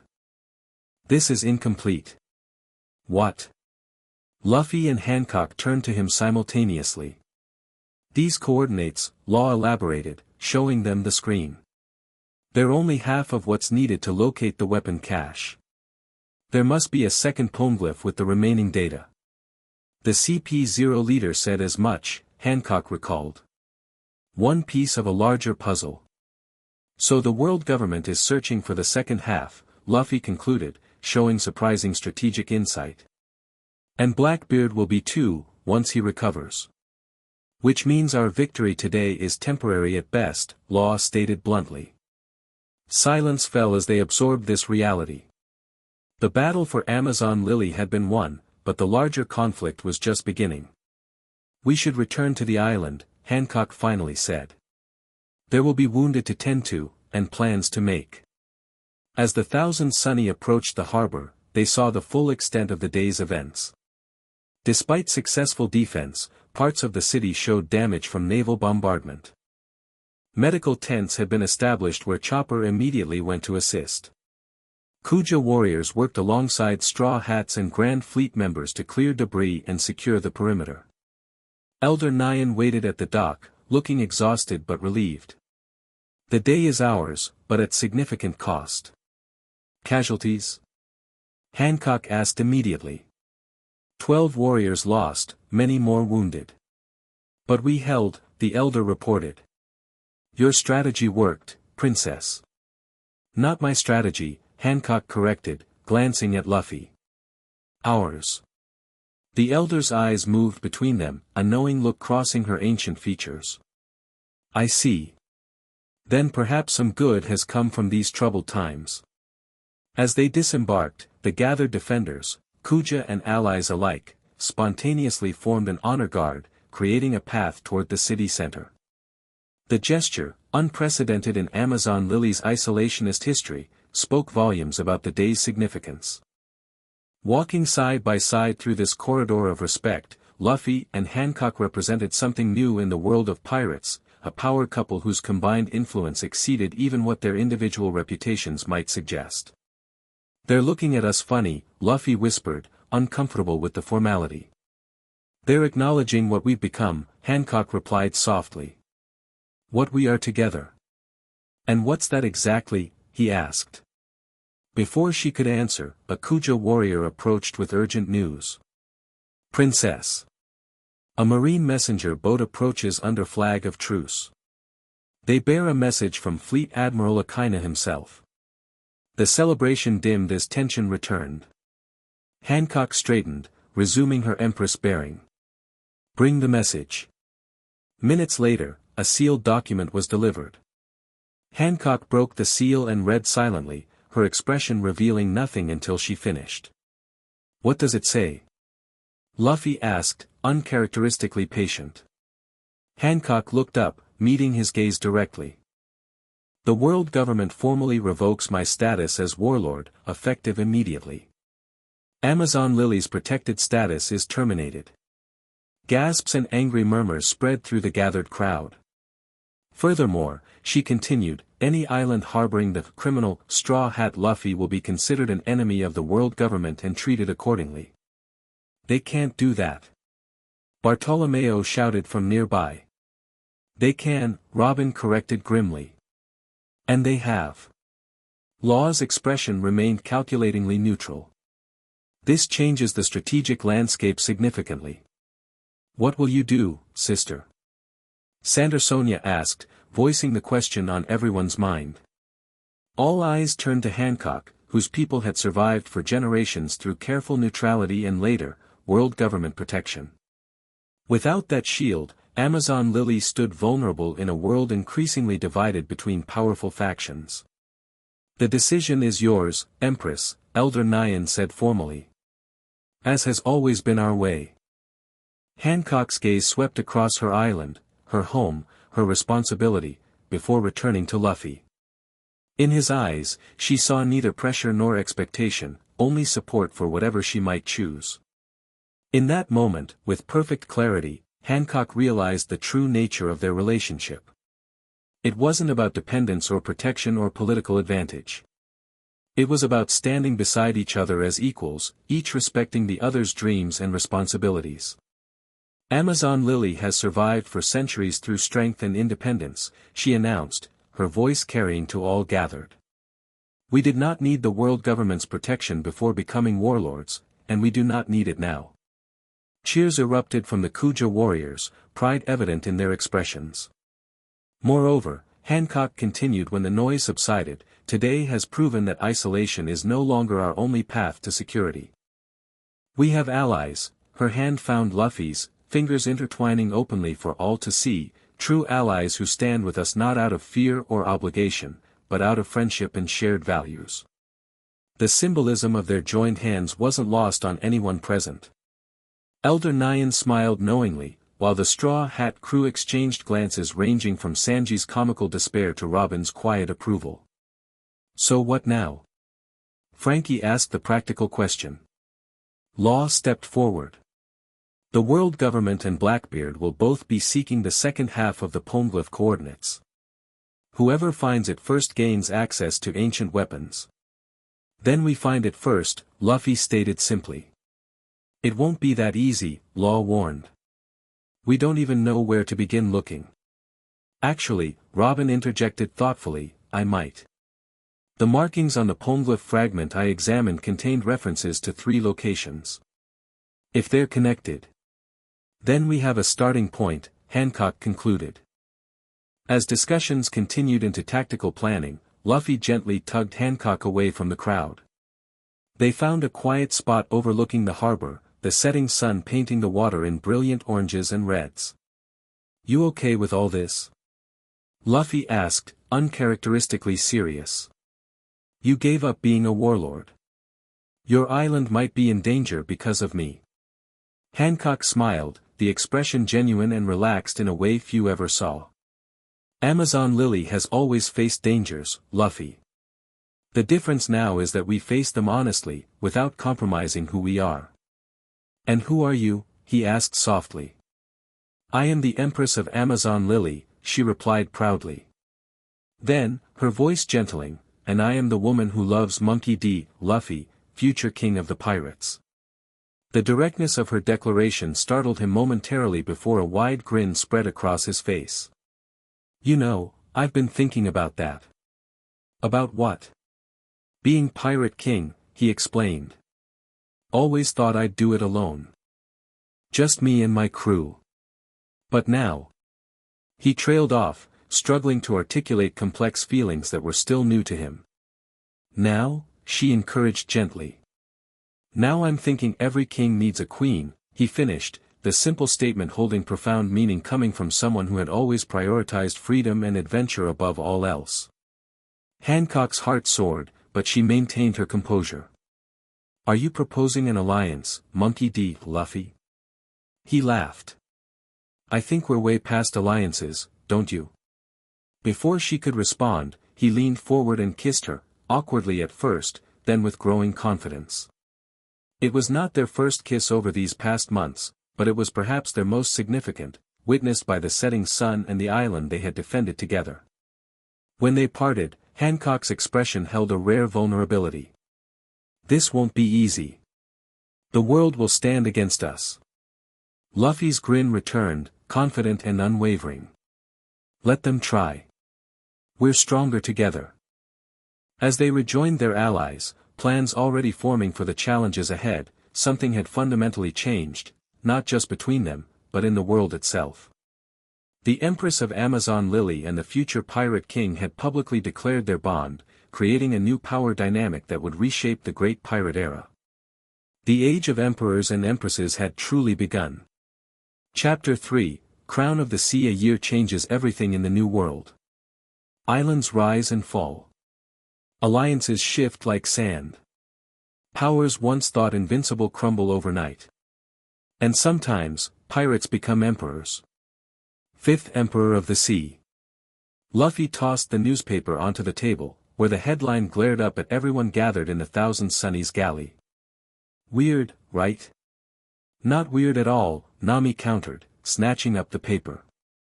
"After taking down 2 of the original emperors and establishing territory across 3 major islands, the world had to acknowledge you eventually." The Straw Hat crew lounged around the table, enjoying a rare moment of peace.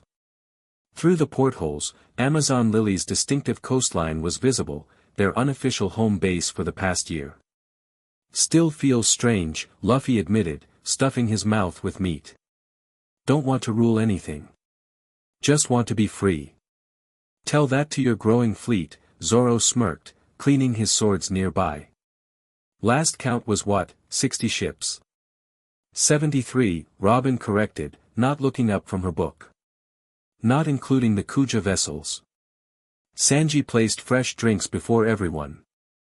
"Speaking of Kuja, isn't Hancock joining us today?" As if summoned by his words, the galley door opened. Boa Hancock entered, no longer wearing her traditional Empress outfit but practical adventuring clothes that somehow still managed to look regal. A year of constant action had changed her too, her movements more fluid, her eyes sharper, the aura of authority around her tempered with newfound adaptability. "Sorry I'm late," she said, sliding naturally into the seat beside Luffy. "The council meeting ran long." Luffy immediately brightened, throwing an arm around her shoulders. "Good timing. Jinbe's about to tell us what he found." Across the table, Jinbe nodded respectfully to Hancock before unrolling a chart. "As suspected, my contacts confirmed the Revolutionary Army has the 4th road poneglyph. That's our missing piece," Nami leaned forward eagerly. "With the 3 we already have, we could finally locate Laugh Tale." The past year had been a whirlwind of adventure and discovery.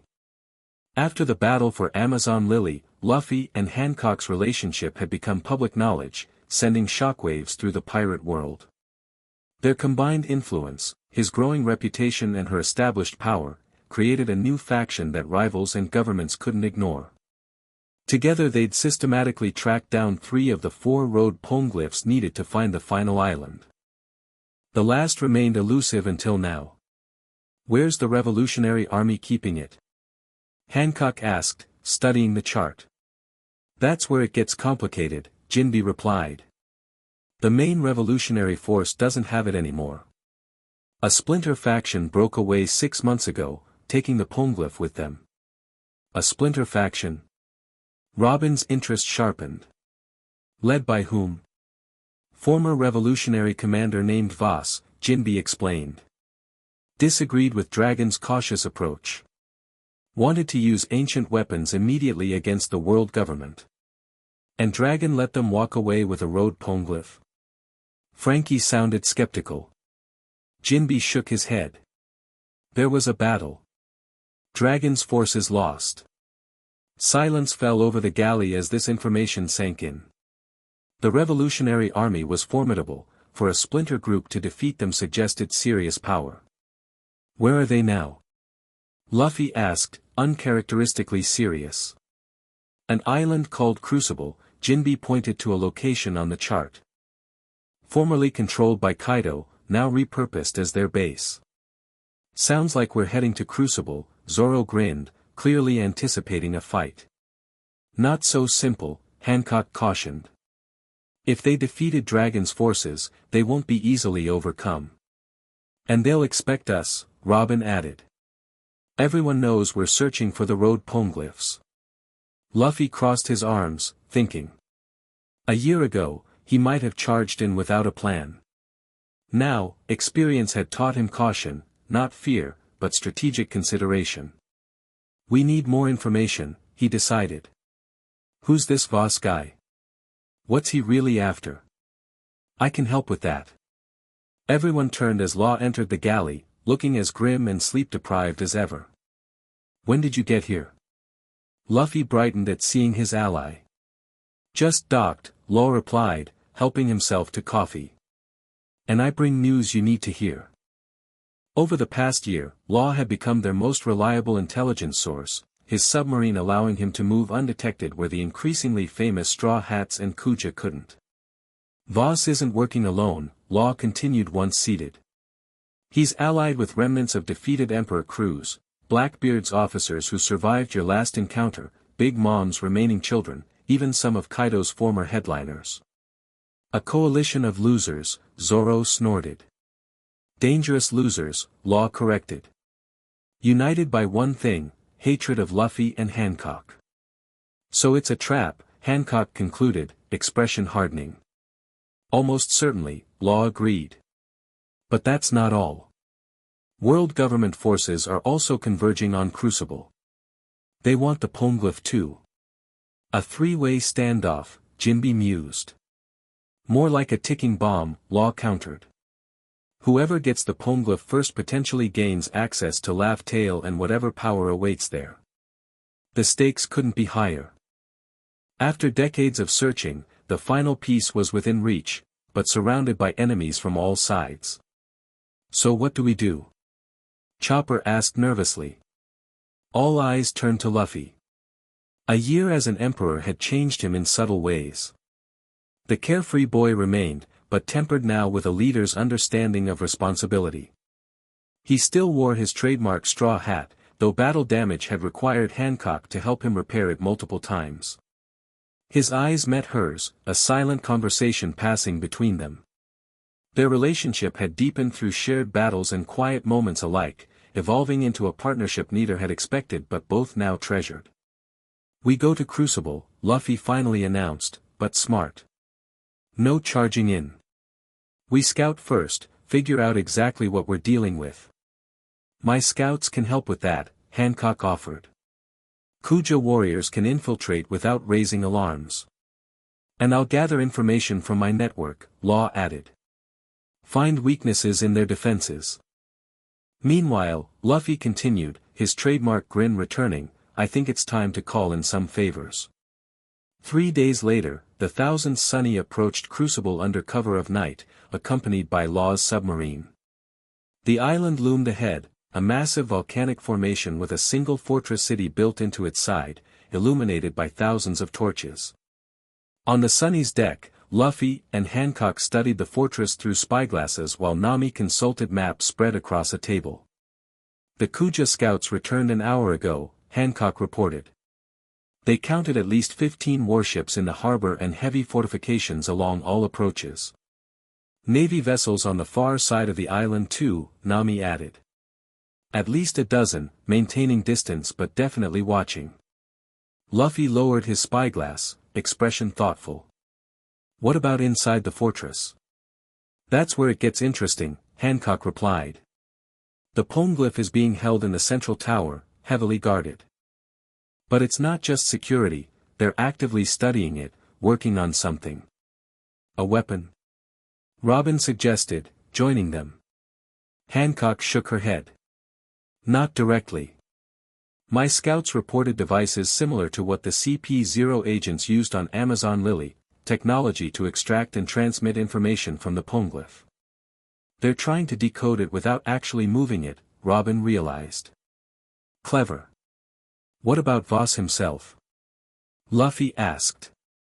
Former CP9 agent before joining the Revolutionary Army, Law supplied, emerging from below deck. Expert in infiltration and intelligence. Dangerous fighter, but his real power is his network. And the Emperor remnants? Zoro inquired. Keeping to themselves mostly, Hancock answered. Each group occupies separate sections of the fortress, united for now but clearly not trusting each other. A fragile alliance, Jinbe observed. One we can exploit, Law added with a thin smile. The planning continued deep into the night, strategies proposed and refined as they accounted for every contingency. This wasn't just another adventure, it was potentially the final step before finding One Piece itself. Near dawn, as most of the crew sought brief rest before the coming operation, Luffy and Hancock stood alone at the bow, watching the first hints of light touch Crucible's peaks. Nervous? She asked softly. Luffy shrugged. Not really. Just thinking. About what? Everything that's led here. His voice carried uncharacteristic reflection. Started just wanting adventure, you know. Never expected all this. Hancock nodded, understanding completely. Her own journey had transformed similarly, from isolated Empress to his partner in reshaping the pirate world. Do you ever regret it? She asked, the rare vulnerability in her question revealing how much his answer mattered. Luffy turned to her, surprise evident. Regret what? Any of it. The targets on our backs. The responsibilities. Being with me. His laugh was immediate and genuine. Are you kidding? Being with you is the best part. The simple honesty in his response warmed her more than elaborate declarations ever could. That was Luffy, uncomplicated in his feelings, absolute in his loyalties. Besides, he continued, slipping an arm around her waist, we're about to find One Piece. Everything I dreamed about as a kid. And if it's not what you expected, she pressed gently. Luffy considered this, his expression growing serious again. Doesn't matter what it is. The journey's what counts. The friends we, made along the way. He squeezed her closer. Whatever happens next, we face it together. As dawn broke fully over Crucible, illuminating the fortress that held their final objective, they shared a moment of perfect understanding, two people who had found in each other something neither had been looking for but both now considered essential. The moment ended as Zoro called from the quarterdeck. They're signaling. It's time. Across the water, barely visible lights flashed from a small vessel, their advance team confirming positions. The operation was beginning. Luffy's grin returned, adventure and determination lighting his eyes. Let's go get our poneglyph. The infiltration began with precision born of experience. Law's submarine approached from underwater while Kuja scouts neutralized perimeter guards. Meanwhile, the bulk of their allied fleet remained hidden beyond the horizon, ready to advance on signal. Luffy, Hancock, Zoro, and Robin formed the primary insertion team, with Law transporting them directly into the fortress using his room ability. Their target, the central tower where the poneglyph was held. They materialized in a darkened corridor, immediately pressing against walls as a patrol passed nearby. "Security's even tighter than reported," Robin whispered once the guards were gone. "Doesn't matter," Luffy replied quietly. "We stick to the plan. In and out before they know what hit them." They moved silently through the fortress, avoiding detection thanks to Robin's sprouted eyes providing advance warning and Hancock's intimate knowledge of stealth operations. Zoro, notorious for getting lost, remained firmly between them. The central tower loomed ahead, a massive structure rising from the fortress core. Heavily armed guards patrolled its entrance, a mix of former revolutionaries and Emperor crew members working together uneasily. "How do we get past them?" Zoro whispered, hand on his swords. "We don't," Hancock replied. "We go over." Using Robin's devil fruit abilities, they created a human ladder up the tower's exterior, bypassing ground-level security entirely. Near the top, they located an unguarded window and slipped inside. The tower's upper chamber was a scene of intense activity. Dozens of researchers surrounded a massive red stone cube, the road poneglyph, while strange devices recorded and analyzed its inscriptions. Armed guards maintained position along the walls, alert but focused outward rather than on the stone itself. From their hidden position in the rafters, the infiltration team observed the operation below. "There's our prize," Zoro murmured.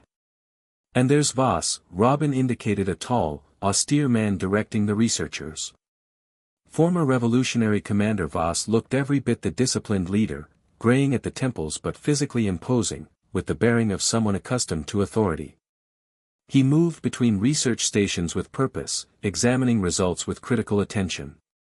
"Something's wrong," Hancock whispered suddenly.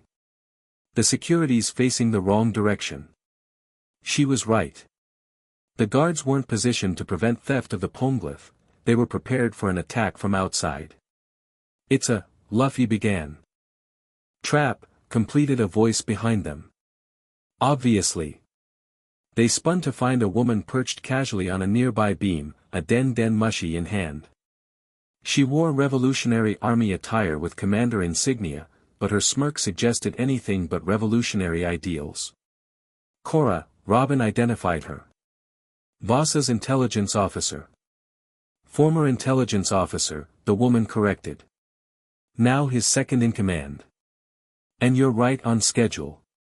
Below, Voss looked up directly at their hiding spot, unsurprised. "Straw Hat Luffy and Boa Hancock. Welcome to Crucible. We've been expecting you." Guards immediately surrounded the poneglyph while researchers scrambled to protect their equipment. Within seconds, all pretense of secrecy vanished as spotlights illuminated the infiltration team's position. "Well, that didn't work," Luffy sighed, standing upright on the beam. "Guess we do this the fun way." "Wait," Hancock cautioned, but Luffy had already launched himself downward, body stretching as he plummeted toward the chamber floor. Gum elephant gun. His massive, hockey-coated fist smashed into the floor, creating a shockwave that scattered guards and equipment alike. The battle erupted instantly. Zoro leapt into action, swords drawn as he engaged multiple opponents simultaneously. Robin used her powers to disrupt the researchers while protecting the recording devices, their secondary objective being the information already gathered. Hancock moved with lethal precision, her combination of hockey and devil fruit powers making short work of anyone foolish enough to challenge her directly. Years of fighting alongside the Straw Hats had integrated her fighting style with theirs. She knew exactly when to cover Luffy's openings, just as he instinctively protected hers. Voss himself remained calm amid the chaos, observing rather than engaging. "Impressive teamwork," he commented as if analyzing a training exercise. "But ultimately futile." He pressed a button on his wrist device. Immediately, the chamber's floor began to separate, the poneglyph and surrounding equipment descending on a massive platform. The stone! Robin called out in alarm. Luffy reacted instantly, stretching to grab the descending platform. Oh no, you don't. Before he could reach it, Korra intercepted, her body transforming into a swarm of butterflies that surrounded and disoriented him. Mushy fruit, model, monarch, she explained with a laugh. Good luck hitting what you can't catch. While Luffy battled the butterfly swarm, Voss and the poneglyph disappeared below. Hancock immediately recognized the strategic error. This was never about defending the stone, she realized aloud. They're relocating it while we're distracted. Exactly, Korra confirmed, her head reforming from butterflies while her body remained dispersed. By now, it's being loaded onto our escape vessel. Zoro cut through several guards, reaching the platform shaft. We can still catch them. I think not, Korra replied confidently. The real entertainment's about to begin. As if on cue, explosions rocked the fortress, distant at first but rapidly approaching. Through the tower windows, they saw Navy battleships breaking cover, commencing bombardment of the island. Right on time, Korra smiled. World government forces, making their move now that you've kindly distracted us. You planned this, Robin accused. Used us to trigger the Navy's attack. Of course. Why waste our resources fighting you directly when we can let you and the Navy weaken each other? Korra's butterfly form floated toward an exit.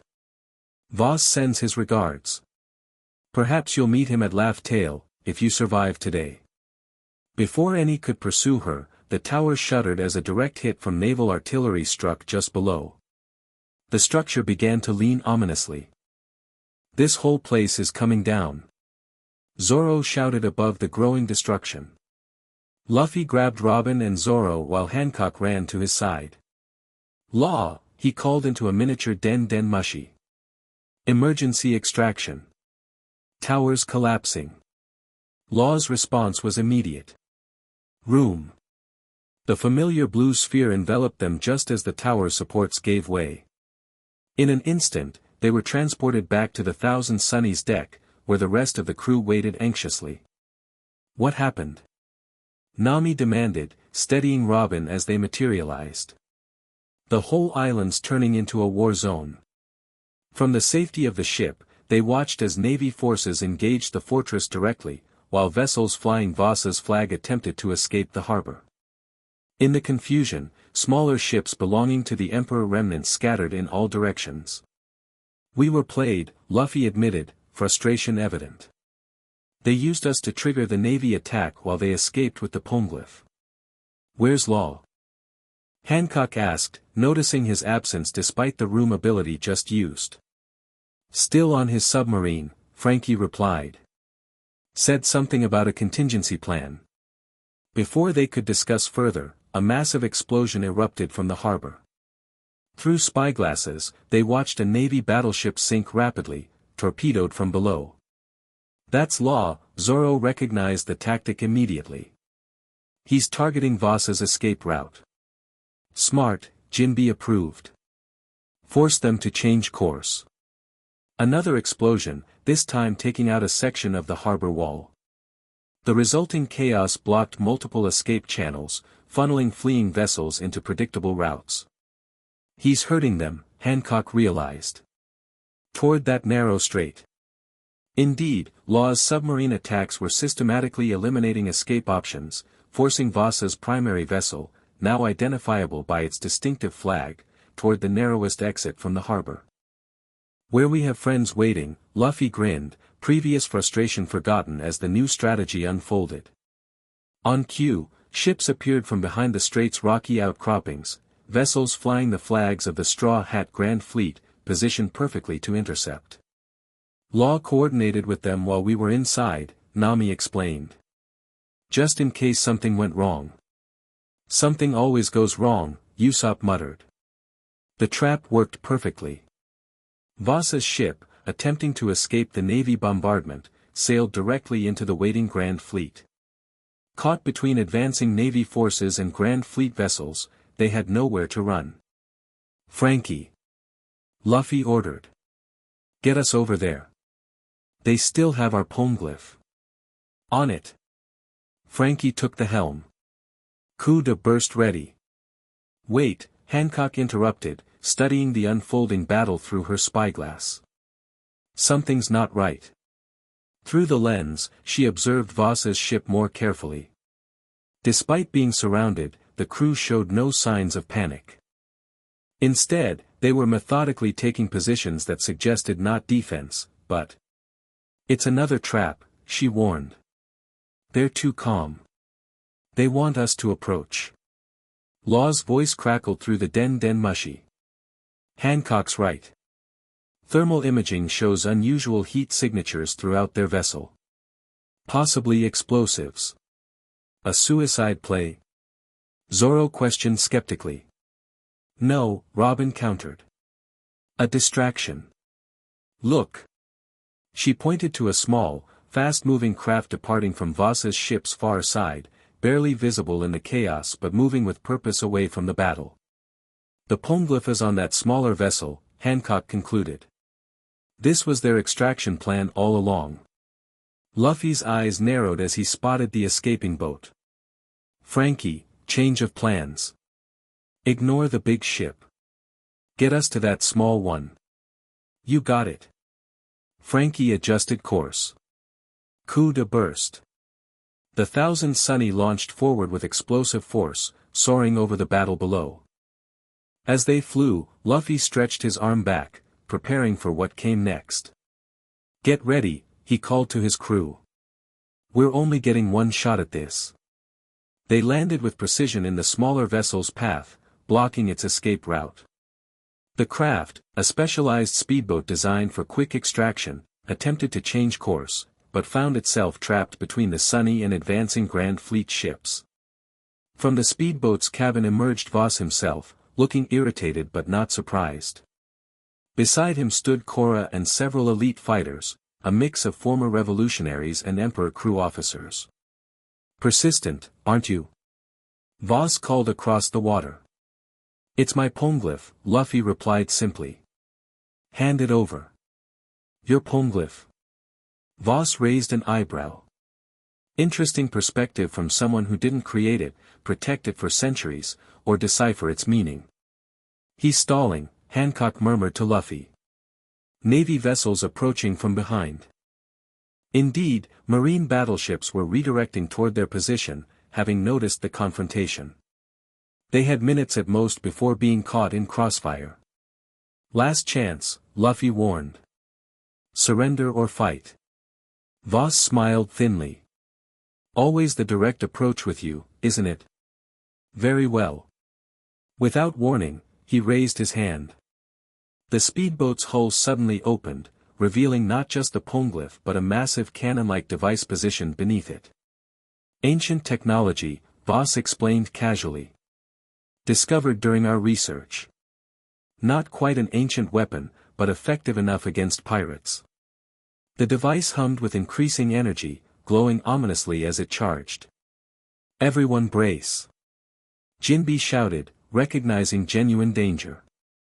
The weapon fired, not a conventional projectile but a beam of concentrated energy that sliced through the water toward the Thousand Sunny.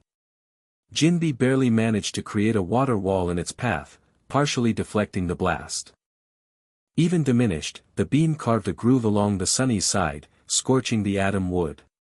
"What the hell was that?" Frankie examined the damage with alarm. "A demonstration," Voss called out. "The poneglyph contains more than directions to Laugh Tale. It holds forgotten science, power the world government has suppressed for centuries. And you'll use it to become the next tyrant?" Hancock challenged. "To eliminate all tyrants," Voss corrected. "World government, emperors, even false revolutionaries like Dragon who hesitate to use the tools at hand." The device charged again, glowing brighter. Behind them, marine ships moved into firing position, presenting a second threat. "We're out of time," Zoro warned. Luffy stepped forward, expression resolute. Sunny can take another hit. Get everyone below deck. What are you planning? Hancock asked, recognizing the determination in his stance. Something reckless, he admitted with a grin. Cover me. Their eyes met briefly, a whole conversation passing without words. Hancock nodded. Always. As the crew reluctantly retreated below, Luffy remained on deck with Hancock. The weapon reached full charge, energy crackling visibly around its barrel. Ready when you are, Hancock said quietly. Luffy nodded, taking a deep breath. Gear forth, bounce man. His body transformed, muscles expanding and hockey patterns spreading across his skin. The air itself seemed to vibrate with concentrated power. The moment Voss's weapon fired, Hancock moved. Perfume femur. Her kick split the energy beam, creating a momentary gap in its center. In that fraction of a second, Luffy launched himself through the opening, propelled by compressed air and sheer determination. He flew across the water like a missile, directly toward the speedboat. Voss's eyes widened in genuine surprise. He hadn't anticipated anyone could move through the beam, even momentarily. Gum gum calm gun. Luffy's massive fist struck the weapon with devastating force, shattering it completely. The resulting explosion engulfed the speedboat, sending debris and bodies flying. When the smoke cleared, the vessel was listing badly, its deck in ruins. The poneglyph, however, remained intact, its ancient material impervious to conventional damage. Luffy stood atop the stone, gear forth still active as he faced Voss directly.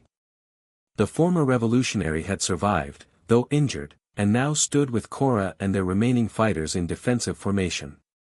It's over, Luffy stated simply. Is it? Voss gestured beyond the Sunny, where marine battleships had moved into attack position. Seems to me we're all in checkmate. Indeed, Navy vessels now surrounded both ships, cannons trained on pirates and revolutionaries alike. From the lead battleship, a familiar figure appeared at the railing, Fleet Admiral Akainu himself, his presence signaling the situation's gravity. Surrender the poneglyph, Akainu's voice carried across the water. This is your only warning. Well, this is inconvenient, Voss commented dryly. Surrounded by enemies on all sides. Not all sides, Luffy corrected. On cue, the water between vessels began to churn. Law's submarine surfaced, creating a protective position beside the damaged speedboat. Simultaneously, the remainder of their allied fleet appeared on the horizon, having dealt with Voss's diversion. Seems we're at an impasse, Voss observed. Navy won't fire with the poneglyph at risk. You can't escape with it while surrounded. And I certainly won't surrender. Then we negotiate, suggested a new voice. All heads turned as another vessel approached, smaller than the battleships but distinctive with its Revolutionary Army flag. On its deck stood a figure instantly recognizable to all present. Dragon, Voss identified his former leader with visible distaste. Monkey D. Dragon, leader of the Revolutionary Army and Luffy's father, stood calmly as his ship positioned between the Navy forces and the standoff. His presence immediately altered the dynamic, adding a fourth faction to an already complex situation. This has escalated beyond a simple theft, Dragon addressed Voss directly. You've revealed ancient technology publicly, drawn Navy forces in unprecedented numbers, and risked the poneglyph falling into government hands. Because you lacked the courage to use it. Voss shot back. Years of revolution, and what has changed? The government grows stronger while we debate ethics. And your alternative is mass destruction? Dragon's voice remained measured. Technology that could devastate entire islands. While they argued, Luffy caught Hancock's eye across the water. She nodded subtly, understanding his intention without words. They had worked together long enough to communicate entire strategies through the smallest gestures. As attention focused on the confrontation between Dragon and Voss, Hancock quietly directed their allies through discreet signals. Law's submarine submerged again, disappearing from view. The Sunny's position shifted slightly, crew members taking strategic positions. Enough debate, Akainu interrupted impatiently. The poneglyph belongs to the world government. Surrender it or be eliminated, all of you. The poneglyph belongs to history, Dragon countered. Not to any faction. It belongs to whoever can keep it, Voss added pragmatically.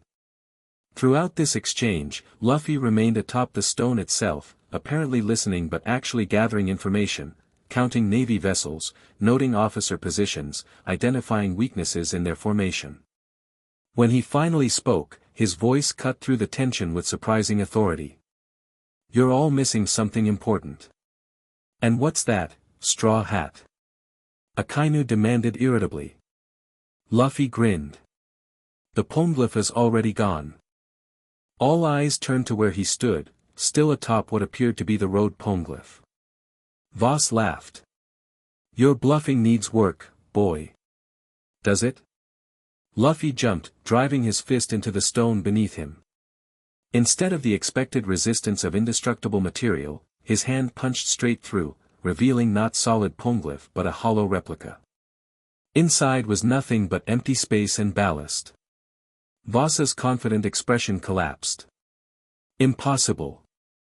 I never let it out of my sight. Except during the confusion at the fortress, Hancock called from the Sunny's deck.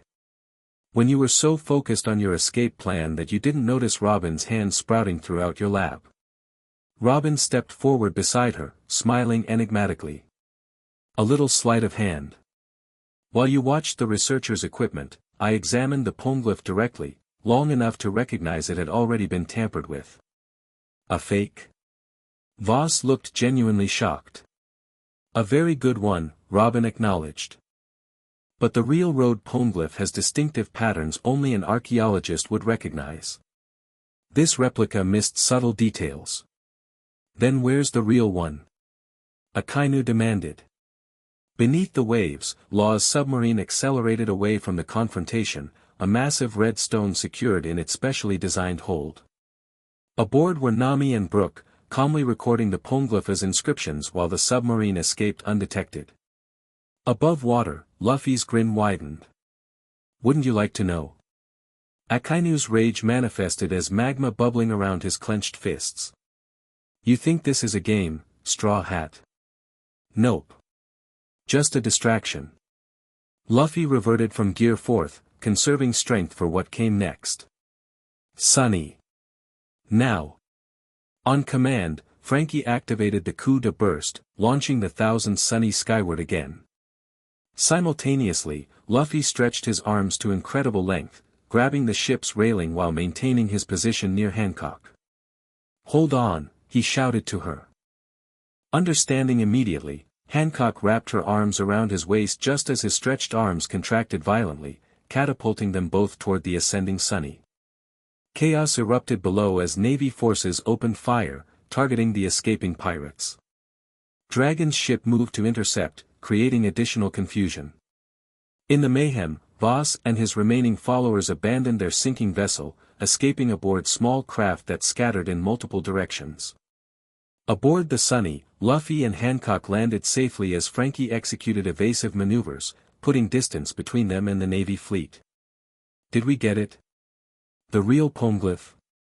Chopper asked anxiously. Law has it, Luffy confirmed.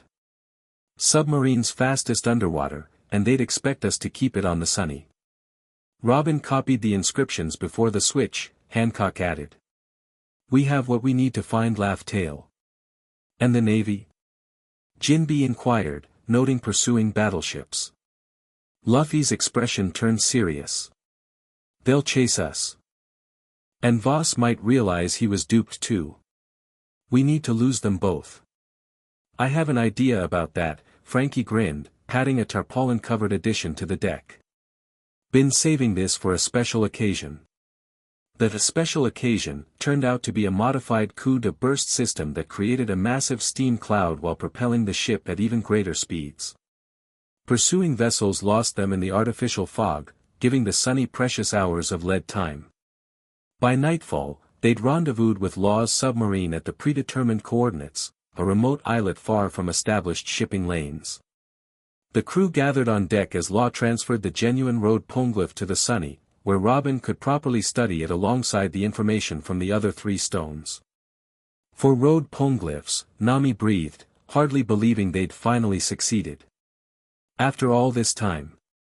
Can you determine Laugh-Tail's location? Hancock asked Robin, who was already comparing the inscriptions. It's not simply coordinates, Robin explained, her expression intense with concentration. The poneglyphs provide a complex navigational cipher, conditions that must be met rather than a fixed location. Meaning what? Zoro pressed.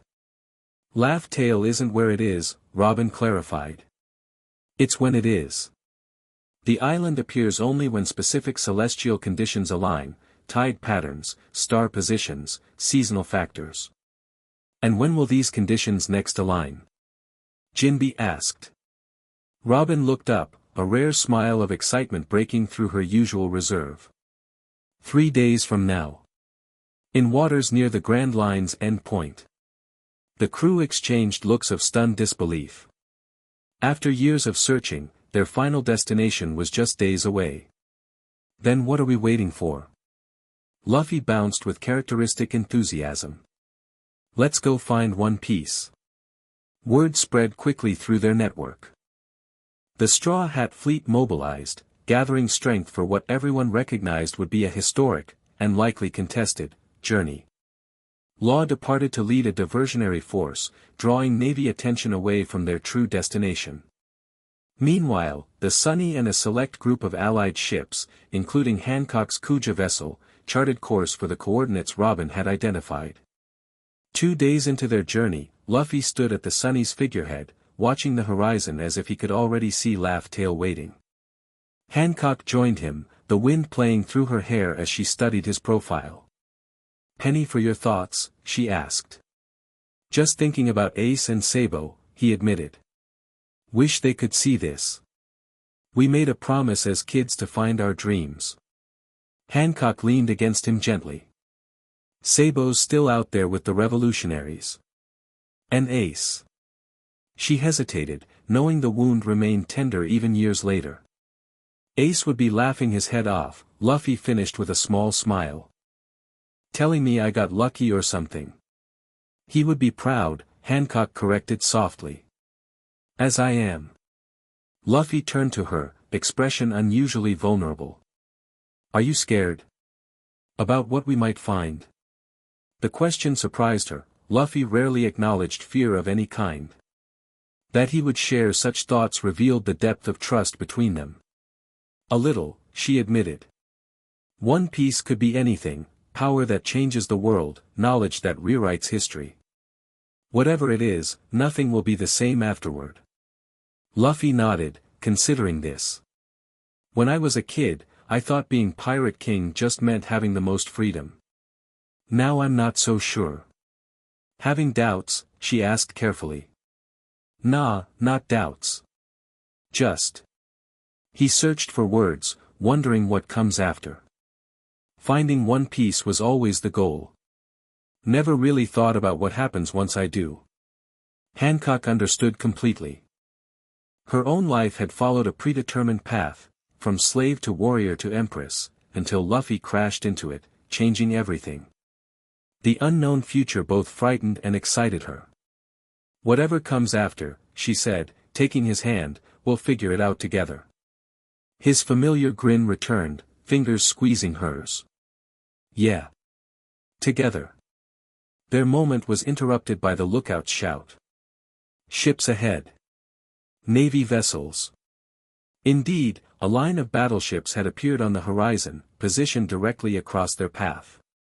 Somehow, despite their precautions, the world government had anticipated their destination. "How did they find us?" Usopp wondered aloud as the crew gathered on deck. "Doesn't matter," Zoro replied grimly. "They're blocking our approach." Through the spyglass, they identified not just standard Navy forces but the distinctive ships of the Admiral fleet. This wasn't a random patrol, it was a calculated blockade led by the world government's ultimate warriors. The entire Navy force mobilized, Jinbe observed with concern. They must know exactly what we're seeking. Luffy's expression hardened with determination. Doesn't change anything. We're going through. It won't be easy, Hancock cautioned. Those are Admiral-class opponents. When has easy ever been our style? Luffy grinned, but his eyes remained serious. As they debated strategies, a Kuja scout ship returned from advance reconnaissance with disturbing news. It's not just Navy forces, the warrior reported. Vasa's remaining ships approach from the east. And we've spotted vessels bearing revolutionary flags to the south. Everyone's converging on Laugh Tale, Robin realized. The world government, Vasa's faction, even the revolutionary army. The biggest pirate treasure hunt in history, Frankie summarized. And we're right in the middle of it. We need to move fast, Hancock decided. Before the situation grows more complicated. Their allied fleet regrouped, forming a wedge formation with the Thousand Sunny at its center. If they couldn't avoid conflict, they would concentrate their strength for a breakthrough at the blockade's weakest point. As tensions mounted, Law's voice unexpectedly came through their secure Den Mushy connection. Straw Hat, you've got bigger problems than you realize. What do you mean? Luffy asked. It's not just admirals commanding those Navy ships, Law reported grimly. My intelligence network confirms the presence of the five elders themselves, accompanied by CP0's entire elite force. Silence fell as this information sank in. The five elders never left Mariehua under normal circumstances. Their presence indicated the stakes had risen beyond anything previously imagined. There's more, Law continued. They've brought something called Sovereign's Prism, some kind of ancient counter to devil fruit powers. Details are scarce, but it's supposedly capable of permanently neutralizing abilities. They're not just trying to stop us, Robin concluded. They're preparing to eliminate devil fruit users entirely. The implications were staggering. Such technology could reshape the power balance of the entire world, eliminating in one stroke the abilities that defined many of the era's most influential figures. We need a new approach, Jinbe suggested. We cannot win a direct confrontation against such forces. Especially not with Voss and revolutionary factions joining the conflict, Hancock agreed. We'd be caught in a four-way battle with the greatest powers in the world. Luffy remained silent, absorbing the situation with uncharacteristic patience. When he finally spoke, his voice carried quiet authority that had developed during his year as emperor. We don't need to fight them all, he said. Just get past them. And how do we do that? Sanji questioned. A slow smile spread across Luffy's face. By making them fight each other. The plan was audacious, relying on precise timing and the predictable responses of their various opponents. As dawn broke the next day, one day before Laugh Tale would allegedly appear, they set it in motion. Phase 1 involved a daring raid on a Navy support vessel by Kuja warriors, who captured communication equipment and, more importantly, Navy cipher codes. With these, they transmitted false orders to different sections of the blockade, creating confusion about command hierarchy. Meanwhile, Robin used her intelligence background to craft misleading information suggesting Voss had secretly allied with specific Navy factions. This disinformation was strategically leaked to revolutionary forces, who were already suspicious of their former commander. The resulting chaos unfolded gradually throughout the day. Navy vessels repositioned based on contradictory orders. Revolutionary ships approached what they believed were traitorous elements within the blockade. Vossa's forces, sensing opportunity in the confusion, prepared opportunistic strikes. By nightfall, the once unified blockade had fragmented into clusters of vessels, gaps appearing between them as trust eroded and priorities shifted. It's working, Nami observed from the Sunny's navigation room, where they monitored the situation through scouts and intercepted communications. The formation's breaking down. They'll realize they've been manipulated eventually, Hancock cautioned. We don't have much time. The final phase required their most dangerous gambit yet, a direct but brief appearance by the Thousand Sunny itself, sailing openly toward a specific section of the blockade. As expected, this immediately drew attention from all factions. All ships, converging on our position, Jinbe reported as Navy vessels adjusted course to intercept them. Good, Luffy nodded. Frankie, signal Usopp. Aboard a small, swift craft positioned beyond the horizon, Usopp received the signal and executed his part of the plan. A specialized projectile, one of his most ambitious creations, arced high into the sky before bursting into a pattern identical to the Straw Hat Jolly Roger, visible for miles in all directions. The blockade forces, believing this marked the Straw Hat's true position, redirected again, away from where the actual Thousand Sunny had submerged using its submarine capabilities, now slipping through the largest gap in the fragmented blockade. By midnight, they had successfully penetrated the Navy perimeter, continuing toward the coordinates where Laugh Tale would supposedly appear. Behind them, the various factions realized their error too late, falling into disarray as accusations of incompetence and sabotage flew between commanders. "I can't believe that actually worked," Usopp gasped when he rejoined them at the rendezvous point, having escaped in the confusion. "Never underestimate people's readiness to believe what fits their expectations," Robin commented. "Or their willingness to fight each other instead of cooperating," Hancock added. With the blockade behind them, they approached the final coordinates with renewed caution. According to Robin's calculations, Laugh Tale would become accessible at precisely noon the following day, when unique tidal and celestial conditions aligned. As dawn broke on that momentous day, the Thousand Sunny reached the designated location, a seemingly empty expanse of ocean unmarked by any visible landmass. "Are you sure this is right?" Chopper asked nervously, seeing nothing but waves in all directions. "The poneglyphs were very specific," Robin confirmed, checking her notes against astronomical readings. "Laugh Tale doesn't exist as a constant physical location. It manifests only under precise conditions. Like a mirage?" Sanji suggested. "More like a dimensional intersection," Robin clarified. "Places where the barriers between realities thin temporarily." As morning advanced, subtle changes began manifesting around them. The ocean's color deepened to an almost luminescent blue. Wave patterns formed perfect geometric shapes that defied natural fluid dynamics. The air itself seemed to thicken, carrying scents of unfamiliar vegetation. "Something's happening," Frankie observed, monitoring instrument readings that increasingly defied explanation. At precisely midday, as the sun reached its zenith, the sea before them began to churn. Water spiraled outward from a central point, forming a massive whirlpool that paradoxically didn't pull at their vessel. Instead, the vortex revealed something beneath the surface, dark shapes emerging from depths that shouldn't have existed in this part of the ocean. "Look!" Nami pointed in awe.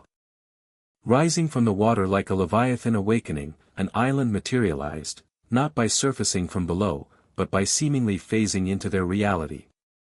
Ancient structures became visible atop cliffs of impossible geometry. Vegetation unlike anything known in the outside world covered slopes that defied perspective. Laugh Tale, the legendary final island, destination of dreams, resting place of the One Piece, had appeared before them. "It's real," Luffy breathed, eyes wide with childlike wonder. "It's really real." As the island fully manifested, a natural harbor formed along one shore, perfectly sized for a ship like the Thousand Sunny. It was as if the island itself invited them to land, or had been waiting specifically for them. "Should we be concerned that no other ships are here?" Jinbe asked as they cautiously approached the harbor. The Navy and others weren't far behind. The poneglyphs specified exact coordinates and timing, Robin explained. Being even slightly off would mean missing the manifestation entirely. "Our confusion tactics bought us the lead we needed," Hancock added. "But they won't be far behind once they realize where to look." The Sunny docked at a stone pier that appeared ancient yet perfectly maintained. As they disembarked, the air around them felt charged with potential, heavy with history and significance. "Where do we go?" Zoro asked, surveying the unfamiliar landscape before them. Luffy pointed to a path leading from the harbor toward the island's interior. There. That way. How do you know? Sanji questioned. Luffy shrugged. Just do. No one argued. Throughout their journey, Luffy's instincts had proven remarkably reliable, especially at pivotal moments. If he sensed their destination lay in that direction, they would follow. The path wound through vegetation unlike anything in the known world, plants with properties that defied botanical classification, colors that seemed to shift depending on viewing angle, fruits that glowed with internal light. Chopper collected samples with scientific excitement while Robin documented everything with meticulous attention. After climbing for nearly an hour, they reached a plateau near the island's center. Before them stood a structure that could only be described as a temple, though its architecture belonged to no known civilization. Massive doors carved with intricate patterns blocked the entrance. The One Piece must be inside, Usopp whispered, as if afraid speaking too loudly might make everything disappear. Luffy approached the doors without hesitation, Hancock at his side. The rest of the crew followed close behind, weapons ready in case of traps or guardians. None appeared. When Luffy reached the entrance, he placed his hand against the stone surface. To everyone's surprise, the massive doors began to move, opening silently despite their apparent weight and age. It recognizes him, Robin observed with academic interest. Just as the ancient text suggested it would. Texts? Zoro questioned. What texts? References I found while studying the poneglyphs, she explained. They spoke of Laugh Tale accepting only, the one who carries the inherited will, of the ancient kingdom. Inside, the temple opened into a vast chamber illuminated by an unknown light source. At its center stood a raised platform surrounded by smaller pedestals, each bearing objects of obvious significance, artifacts, weapons, and devices of incomprehensible purpose. But atop the central platform lay a simple wooden chest, unadorned except for a single mark that matched the symbol on Luffy's straw hat. Is that? Nami couldn't finish the question. The One Piece, Luffy confirmed, approaching slowly. As he reached the platform, a voice suddenly filled the chamber, not spoken aloud but seemingly projected directly into their minds. At last, you have come. Everyone tensed, weapons raised as they searched for the source. None was visible. Who's there? Luffy demanded, protective instinct placing him between his crew and potential threat.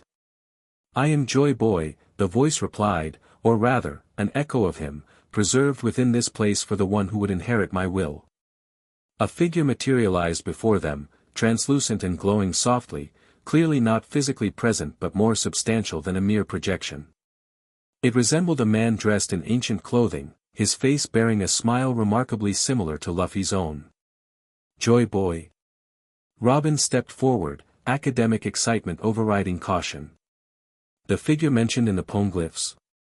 The same, the apparition confirmed. Though that was not my true name, merely what history remembered. What is this place? Hancock asked, maintaining a protective stance near Luffy. What is the One Piece? The figure gestured around them. This island exists in the convergence of realities, a place where what was, what is, and what could be overlap. It appears only to those who have proven worthy through their journey. And the One Piece? Luffy pressed, eyes fixed on the chest. Not treasure in the conventional sense, Joy Boy explained. Though there are artifacts of great value here. The true One Piece is knowledge, the complete history of the Void Century and the power to reshape the world that comes with it. He approached the chest, his transparent form passing through physical objects. Within this chest lies the truth about the ancient kingdom, the creation of the world government, the nature of devil fruits, and the weapons that nearly destroyed civilization. The truth the world government has suppressed for centuries, Robin realized. Precisely, Joy Boy nodded. Knowledge they feared would undermine their authority if discovered. And they were right to fear it. Luffy stepped forward. So the One Piece is just, information. Information that grants power beyond imagining, the figure corrected. The ancient kingdom developed technologies and understanding that your current civilization has yet to rediscover. With this knowledge, you could challenge the world government directly, or forge an entirely new world. The implications hung heavy in the air. This wasn't gold or jewels or conventional power, but something potentially far more valuable, and dangerous. There's a catch, isn't there? Hancock intuited, studying the apparition carefully. Such knowledge never comes without price. Joy Boy smiled appreciatively at her perception. Indeed. The knowledge contained here cannot be removed from Laugh Tale without consequences. Once taken, it creates a ripple through reality itself, alerting those who monitor such disturbances. The world government, Jinbe concluded. Among others, Joy Boy confirmed.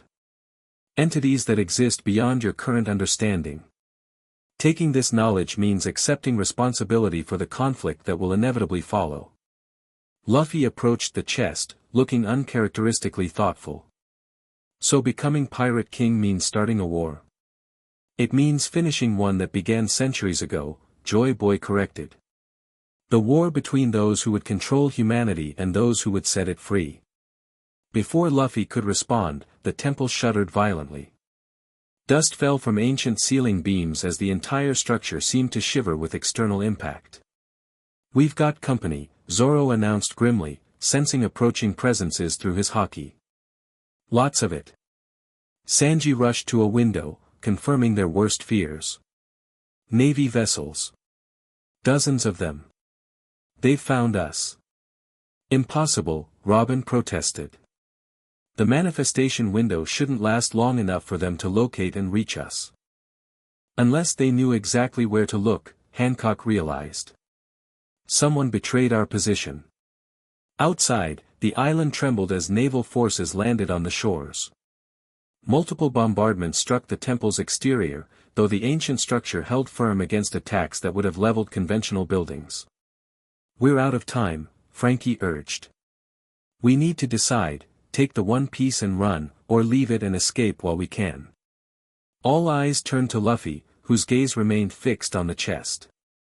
The culmination of his lifelong dream lay before him, yet accepting it meant bringing catastrophic conflict upon his crew and allies. In this moment of decision, Hancock moved to his side, her hand finding his. No words were needed, her presence communicated everything. Whatever he chose, she would stand with him. "Joy Boy," Luffy addressed the apparition directly. "You said this knowledge could reshape the world. Could it help people? Make things better for everyone, not just pirates or governments?"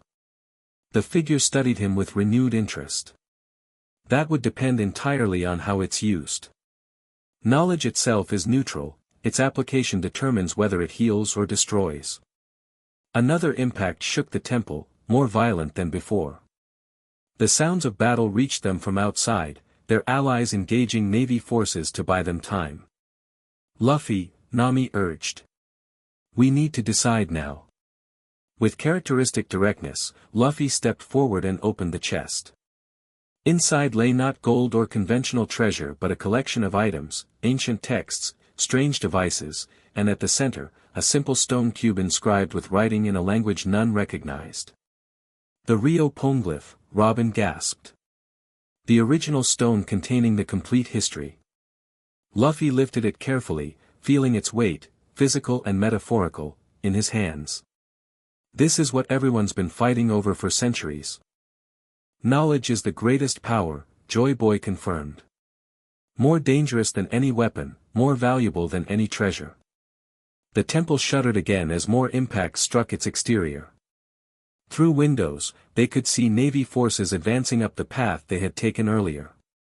"They're coming," Zoro warned, drawing his swords.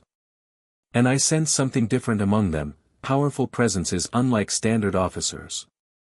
The 5 elders themselves, Hancock realized. They wouldn't trust anyone else with this task. Luffy looked from the stone in his hands to his crew, then to Hancock, whose expression remained supportive whatever his decision. In that moment, something shifted in his demeanor, a subtle but significant change that those who knew him best immediately recognized. "I know what to do," he announced with quiet certainty. Before anyone could question his intent, he placed the Rio Poneglyph back in the chest but removed several smaller items, specifically, devices that appeared technological in nature. "Robin," he called. "How fast can you memorize the information in these texts?" Understanding immediately, Robin approached the chest. "Give me 10 minutes. "You've got 5, Luffy replied grimly. "Zoro, Sanji, Jinbe, buy us that time. Hold the entrance." The 3 strongest fighters moved immediately to defensive positions while Robin began rapidly scanning and memorizing the ancient texts, her devil fruit allowing her to sprout multiple eyes to read different documents simultaneously. "What are you planning?" Hancock asked Luffy quietly. "Something neither side expects," he replied, examining one of the devices he'd removed. "Joy Boy, what does this do?" The apparition studied the object, a small cube covered in intricate circuitry unlike anything in modern technology. "A communication device," he explained. "Capable of transmitting information instantaneously across the world, bypassing all barriers and monitoring." "Perfect," Luffy grinned. "Frankie, can you figure out how to activate this?" The cyborg took the device, examining it with professional interest. "Give me 3 minutes." While they worked, the sounds of battle intensified outside.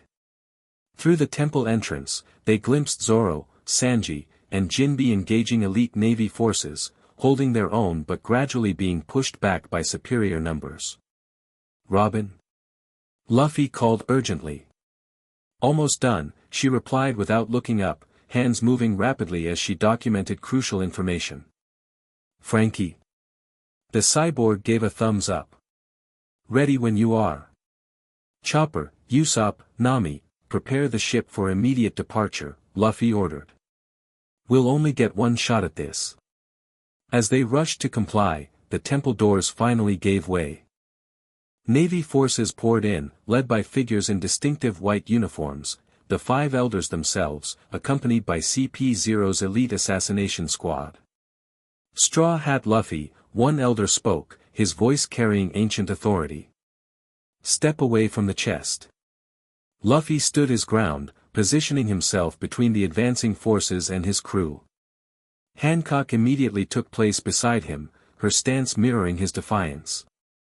"The One Piece doesn't belong to the world government," Luffy declared. "It belongs to everyone." "Naive child," another elder responded. "Some knowledge is too dangerous for public consumption. We've maintained order for 800 years by controlling such information." "You've maintained oppression," Hancock corrected coldly. "Fear disguised as peace." The confrontation paused as both sides assessed each other. The elders, despite their aged appearance, radiated power that even Luffy recognized as formidable. Behind them, CP0 agents waited with lethal patience, while outside, the sounds of battle continued as their allies fought Navy forces. "Last chance," the lead elder announced. "Surrender the One Piece and perhaps some of you might survive this day." Luffy's response was characteristic in its simplicity: "No." What followed happened with bewildering speed. The elders moved with power belying their apparent age, each demonstrating combat abilities beyond anything previously encountered. Simultaneously, CP0 agents launched precision strikes aimed at disabling the strongest Straw Hats. But Luffy and his crew were prepared. Years of increasingly difficult battles had honed their coordination to near telepathic levels. Each automatically covered another's vulnerability, creating a defensive formation that even elite government forces couldn't immediately penetrate. At the center of this chaos, Frankie activated the ancient communication device while Robin fed it the information she'd memorized. The cube glowed with increasing intensity, emitting a signal that seemed to distort the air around it. "What are they doing?" one elder demanded, recognizing the technology. "Stop them." Too late. The device reached full power, broadcasting its content in an unstoppable transmission that rippled outward from Laugh Tale. Unlike conventional communications that could be intercepted or blocked, this ancient technology operated on principles the world government couldn't counter. "What did you just do?" the lead elder demanded, momentarily halting his attack as alarm replaced confidence. Luffy's grin was pure defiance. "Shared the truth. With everyone. Everywhere." Indeed, across the world, the transmission manifested in different forms, as images appearing in the sky, as voices heard in people's minds, as text materializing on surfaces. The complete history of the Void Century, the founding of the world government, the nature of devil fruits, the truth about the ancient kingdom, all broadcast simultaneously to every corner of the globe. Knowledge that had been suppressed for centuries suddenly became common property, impossible to recapture or control. The elder's expressions shifted from alarm to fury. "Do you realize what you've done? The chaos this will cause?" "I realize exactly what I've done," Luffy replied with unexpected maturity. "I've given people the truth and the right to decide for themselves what to do with it. That's what freedom really means." With the primary objective accomplished, Luffy signaled his crew. Time to go.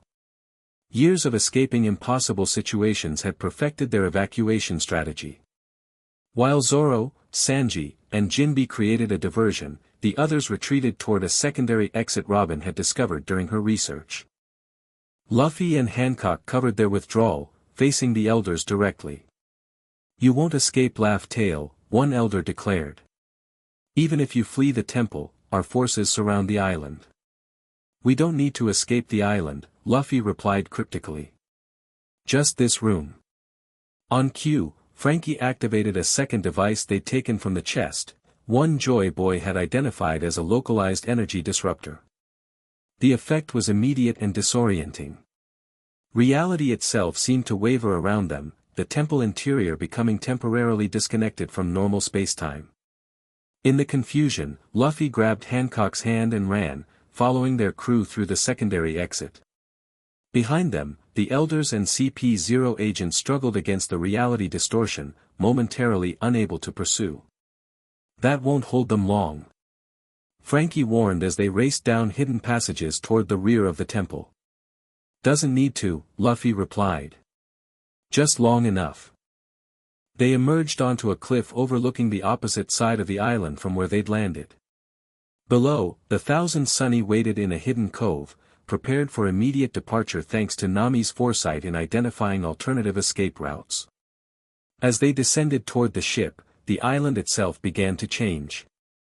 The manifestation window that had made Laugh Tale accessible was closing, reality shifting back to its normal configuration. "The island's disappearing," Chopper exclaimed as they reached the Sunny's deck. "What about the One Piece?" "It stays here," Luffy explained, watching the temple shimmer with decreasing solidity. "Protected until the next person worthy of it appears." "But the knowledge," Usopp began. "Is already out there," Robin finished, tapping her temple. "Where the world government can never erase it again." As the Sunny pulled away from the dissolving shoreline, they watched Laugh Tale gradually fade from existence, not destroyed but returning to whatever dimensional pocket normally contained it. The Navy vessels surrounding the island found themselves suddenly facing empty ocean, their target vanished completely.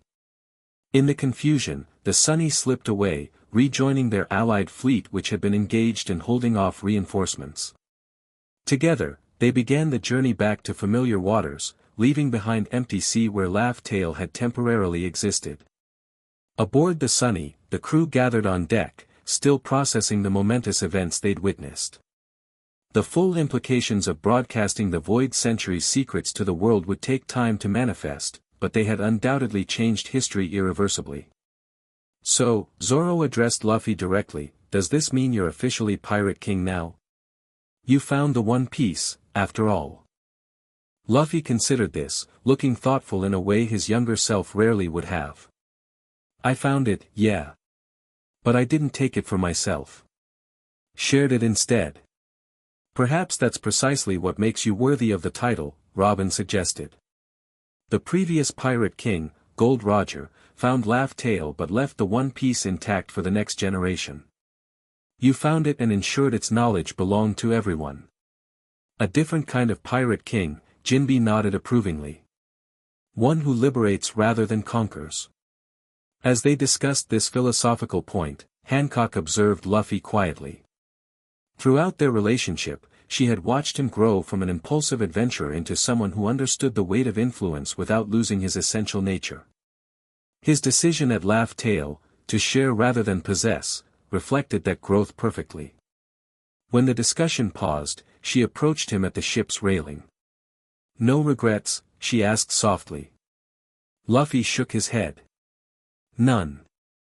Gold and treasures are cool and all, but that's not why I wanted to be Pirate King." "Why did you, then?" "Freedom," he replied simply. "The freedom to live exactly as I choose. And now, maybe everyone gets a little more of that freedom too." Hancock smiled, recognizing the profound wisdom in his seemingly simple philosophy. "The world government won't surrender easily. What we did today, what you did, will make us targets beyond anything we've faced before." "I know," he acknowledged. "But we're not facing it alone." Indeed, as reports filtered in through their communication network, they learned the immediate impact of their broadcast. Around the world, rebellions had already sparked in multiple kingdoms as citizens learned how their governments had participated in centuries of deception. Revolutionary forces gained unprecedented support as the truth validated their cause. Even within Marine ranks, dissension spread as officers questioned orders in light of newly revealed history. The world was awakening, opinions forming and shifting faster than any authority could control. The monopoly on truth that had maintained the world government's power for 8 centuries had shattered in a single moment. "They'll come after us with everything they have," Sanji predicted, lighting a cigarette as he joined them at the railing. "Let them come," Zoro replied confidently. "We've faced worse odds." "Have we though?" Nami questioned pragmatically. "The entire world government with all its resources, focused exclusively on us." "Not just us," Frankie corrected, pointing ahead where the horizon filled with ships, not enemies, but allies who had responded to their signal. The Grand Fleet had expanded dramatically in the past year, joined by former rivals who recognized the changing tides of power. As they reunited with their full allied force, Jinbe approached with news received via their secure communication channels. Reports from across the Grand Line indicate spontaneous celebrations breaking out. "People are calling for you specifically, Luffy." "Calling for me? Why?" "They're chanting, 'Pirate King,'" Jinbe explained with a rare smile. "It seems the world has made its decision about your title, regardless of your own hesitation." The reality of this began to sink in as more reports arrived throughout the day. Islands previously under world government control had raised new flags, many bearing symbols inspired by the Straw Hat Jolly Roger. Former enemies requested alliances. Revolutionary forces openly claimed territories, no longer needing to operate from shadows. By nightfall, when they reached the rendezvous point where the bulk of their allied fleet awaited, the scale of change became impossible to ignore. Ships numbering in the hundreds greeted their arrival, not just pirates but representatives from kingdoms, revolutionary cells, and independent territories. "They're waiting for something," Robin observed as they approached the gathered armada. "For you, Luffy."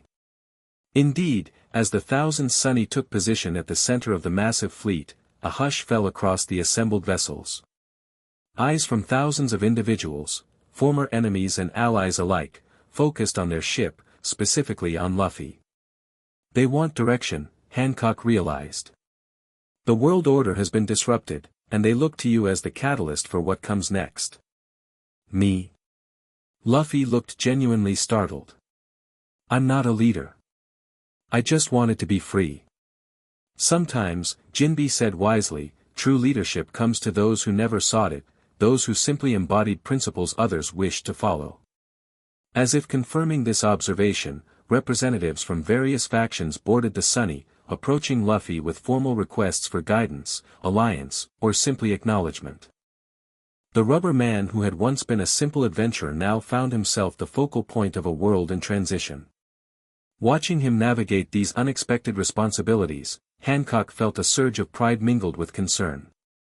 Luffy had never desired power over others, his dream had always been personal freedom, not global influence. Yet here he was, thrust into a position that carried both. That evening, when the immediate diplomatic necessities had been addressed and the crew finally found moments of privacy, Hancock found Luffy alone at the Sunny's stern, watching stars emerge over the assembled fleet. Overwhelmed, she asked gently, joining him. A little, he admitted with uncharacteristic candor. This wasn't the plan. I just wanted to find one piece, not, lead a revolution or whatever this is. You shared truth with the world, she reminded him. What happens next isn't entirely your responsibility. Try telling them that, he gestured toward the fleet surrounding them. They're all waiting for me to tell them what to do next. Hancock considered this dilemma thoughtfully. Perhaps that's precisely what you shouldn't do. What do you mean? The world government maintained control by making decisions for everyone, she explained. If you truly believe in freedom, maybe your role isn't to lead in the traditional sense, but to create space for others to lead themselves. Luffy's expression brightened with understanding. Like how each crew in our alliance has their own captain making their own choices, but we help each other when needed. Exactly, she smiled, impressed as always by how quickly he grasped essential truths when framed in terms he related to. A pirate king who enables freedom rather than commands obedience. This concept visibly resonated with him, aligning with his fundamental values while addressing the unexpected position he now occupied. I like that, he decided with growing enthusiasm. Tomorrow, we'll tell everyone that's how it's gonna work. We? She questioned, noting his phrasing. Luffy blinked, then grinned sheepishly. Well, yeah. Can't imagine doing any of this without you. Unless, you don't want to. The question held vulnerability rarely heard in his voice, a reminder that despite his growing legend, Luffy remained human, with human needs for connection and partnership. There's nowhere else I'd rather be, Hancock assured him. My path is with yours now, wherever it leads. Relief and joy spread across his features. Without warning, he pulled her into a tight embrace, the spontaneous affection that had initially surprised but now endeared him to her. Good, he said simply. Because I think I need a queen to help this whole king thing work out. The casual proposal, for that's what it effectively was, caught her momentarily off guard. Despite their deepened relationship over the past year, neither had spoken of formal arrangements or titles beyond their individual identities. Are you asking what I think you're asking? She questioned carefully. Luffy scratched his head. I'm not good with fancy words or tradition. Just know I want you with me, not behind me or in front of me, but right beside me. Equal partners in whatever comes next. The simplicity and sincerity of his declaration moved her more deeply than elaborate ceremony ever could. This was Luffy, direct, honest, and completely authentic. Yes, she replied, voice steady despite the emotion behind it. Yes to all of it. Their moment was interrupted by Nami calling urgently from the navigation deck. Multiple ships approaching fast from the north. Navy vessels, a lot of them. The brief respite had ended. Reality reasserted itself in the form of advancing enemy forces, the world government's initial response to their actions at Laugh Tale. They didn't waste any time, Zoro observed as the crew gathered to assess the threat. Through spyglasses, they identified the approaching fleet, nearly 50 battleships led by vessels bearing admiral flags. A serious force, but one their assembled allies could theoretically match. They'll expect us to fight, Jinbe noted pragmatically. And we could win, Frankie added, calculating odds. With our numbers and position, we have the advantage. Luffy studied the approaching ships thoughtfully. They're not coming to win. They're coming to make a statement, to show they're still in control despite what happened at Laugh Tale. What do you want to do? Hancock asked, recognizing this as the first test of the leadership philosophy they'd just discussed. Luffy looked at the assembled fleet surrounding them, ships that had gathered to follow his lead, people who now looked to him for direction. Whatever he decided in this moment would set the tone for everything that followed. "Signal all ships," he finally ordered. "Defensive positions only. We don't engage unless attacked first." "A restraint strategy?" Robin questioned with interest. "The world government wants to prove we're just destructive pirates," Luffy explained with surprising insight. "If we attack first, we play into that story. If we defend only, we show everyone watching that we're not the aggressors." His crew exchanged impressed glances at this tactical sophistication, evidence of how much their captain had grown beyond the impulsive fighter of earlier years. As directed, their fleet reorganized into defensive formation, creating a protective barrier around non-combatant vessels while positioning fighting ships to deter rather than threaten. The message was clear: prepared for conflict but not initiating it. The Navy fleet approached to just within cannon range before halting, close enough to engage but maintaining distance that suggested negotiation remained possible. From the lead vessel, a small craft launched, carrying what appeared to be envoys rather than attackers. As it approached the Thousand Sunny, they identified its occupants, not admirals as expected, but representatives of the Five Elders themselves. "They're sending diplomats?" Nami sounded skeptical. "After everything that just happened?" "They're adaptable," Robin noted. "For centuries, they've maintained power by adjusting to changing circumstances rather than fighting unwinnable battles directly." When the envoy boat reached the Sunny, its leader requested permission to come aboard, a formality that acknowledged, perhaps for the first time, that they approached equals rather than subordinates. Luffy granted permission with characteristic directness. "Come up, but no tricks." The envoys, three men in formal world government attire, boarded with ceremonial dignity. Their spokesman, a silver-haired man with aristocratic bearing, addressed Luffy directly. "Monkey D. Luffy," he began without preamble.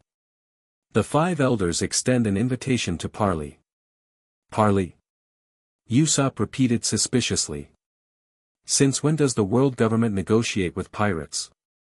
"Since said pirates broadcast 8 centuries of classified history to the entire world," the envoy replied with thinly veiled irritation. "Circumstances have evolved. What exactly are they proposing?" Hancock questioned, her political experience recognizing the significance of this unprecedented approach. "A summit," the envoy explained. "Representatives from all major powers, the world government, the Revolutionary Army, the remaining emperors, and—" He hesitated before acknowledging reality, the newly proclaimed Pirate King. The title's official recognition from a government representative sent murmurs through the crew. Despite the circumstances that had effectively crowned him, hearing it stated formally by their longtime adversaries made Luffy's status suddenly concrete. "What would this summit discuss?" Robin inquired. "New World Order," the envoy stated bluntly. "The knowledge revealed at Laugh Tale has created complications that cannot be undone. The Five Elders recognize pragmatic adjustment is necessary." Translation: they knew they couldn't put the genie back in the bottle and were scrambling to maintain whatever influence they could in a rapidly changing landscape. "And if I refuse?" Luffy asked. "Then conflict becomes inevitable," the envoy replied without emotion. "A conflict that would cost countless lives across all factions." Hancock stepped closer to Luffy, their shoulders nearly touching. "This could be an opportunity to establish lasting change without further bloodshed," she suggested quietly. "Or it could be an elaborate trap." Luffy considered both possibilities, weighing options with unexpected deliberation. The crew watched silently, trusting his judgment in this crucial moment. "Where and when would this summit happen?" he finally asked. "Neutral territory," the envoy answered. "The island of Marinus, 1 week from today. All participants would be permitted equal security forces and guarantees of safe passage." "I'll need to consult with my allies," Luffy replied, neither accepting nor rejecting the proposal outright. The envoy nodded, apparently having expected this response. "The Five Elders await your answer by tomorrow." The Navy fleet will maintain position until then, without hostile action unless provoked. With formal bows, the envoys departed, returning to their vessel and subsequently to the waiting Navy fleet. As they withdrew, the crew gathered to discuss this unexpected development. It could be genuine, Jinbe suggested. The world government has always prioritized stability over principles. If they believe negotiation offers greater stability than conflict. Or it's an elaborate assassination attempt, Zoro countered pragmatically. Get all their enemies in one place. Both possibilities seem equally likely, Robin observed. Luffy listened to all perspectives silently, his expression unusually serious as he processed the situation. When discussion temporarily exhausted itself, all eyes turned to him for decision. What do you think? He asked Hancock directly, valuing her political insight. She considered carefully before responding. The fact they're offering negotiation at all reveals weakness. Whatever we broadcast from Laugh Tale has significantly damaged their authority. This summit could be trap or opportunity, but refusing guarantees conflict on their terms. So we go, Luffy decided. But prepared for anything. His directness cut through lingering debate. If the Pirate King would attend, the matter was settled. Throughout the night, messages traveled between allied ships as plans formed for the unprecedented summit. Representatives were selected, security arrangements discussed, contingencies established for various scenarios. By dawn, their response was ready for the waiting Navy fleet, they would attend. The island of Marinus lived up to its neutral reputation. Located precisely between world government and Revolutionary Army territories, it had maintained independence through careful diplomacy rather than military strength. Its central palace, the designated summit location, had hosted negotiations between warring kingdoms for generations. 1 week after receiving the invitation, ships from all major factions arrived simultaneously at designated docking points equidistant from the palace. The precarious balance of power was visible in the carefully matched security forces, equal numbers from each delegation permitted within the neutral zone, remaining forces holding position at precisely measured distances offshore. Luffy's delegation included his core crew alongside representatives from their most significant allies. Hancock walked beside him as they approached the palace, their matching crimson capes, Frankie's insistence on proper Pirate King and Queen attire, billowing dramatically in the island breeze. Nervous? She asked quietly, noting his uncharacteristic silence. Nah, he replied with a small smile. Just thinking about how weird this is. A year ago we were trying to avoid government attention. Now we're walking into their summit as equals. More than equals, she corrected. You're the catalyst that forced this meeting to happen. The palace interior had been arranged with meticulous attention to symbolic parity. A circular chamber contained 4 identical tables positioned equidistant from the center, each representing a major faction, world government, Revolutionary Army, remaining Emperor Alliance, primarily Shanks and his allies, and Luffy's coalition. As they entered, Luffy immediately spotted familiar faces among the delegations. His father, Dragon, led the revolutionary representatives. Red-haired Shanks nodded acknowledgement from the Emperor section. At the world government table sat the 5 elders themselves, their first public appearance outside Mariehua in living memory. Quite the gathering, Robin observed softly. The most powerful individuals in the world, all in one room. Thanks to you, Nami added, nudging Luffy. Still think you're just a simple pirate? Before he could respond, the summit mediator, a respected neutral figure selected by mutual agreement, called the gathering to order. What followed was unlike anything in recent history, direct negotiation between powers that had previously communicated only through violence and ultimatums. The 5 elders opened with a pragmatic acknowledgement of changed circumstances. The truth about the Void Century couldn't be recaptured, too many people had heard it, records already existed beyond their reach. Their proposal focused on managed transition rather than restoration of previous authority. Dragon countered with revolutionary demands, dismantling of celestial dragon privilege, autonomy for all kingdoms, trial of government officials responsible for historical atrocities. His approach was measured but uncompromising, leveraging their significantly strengthened position.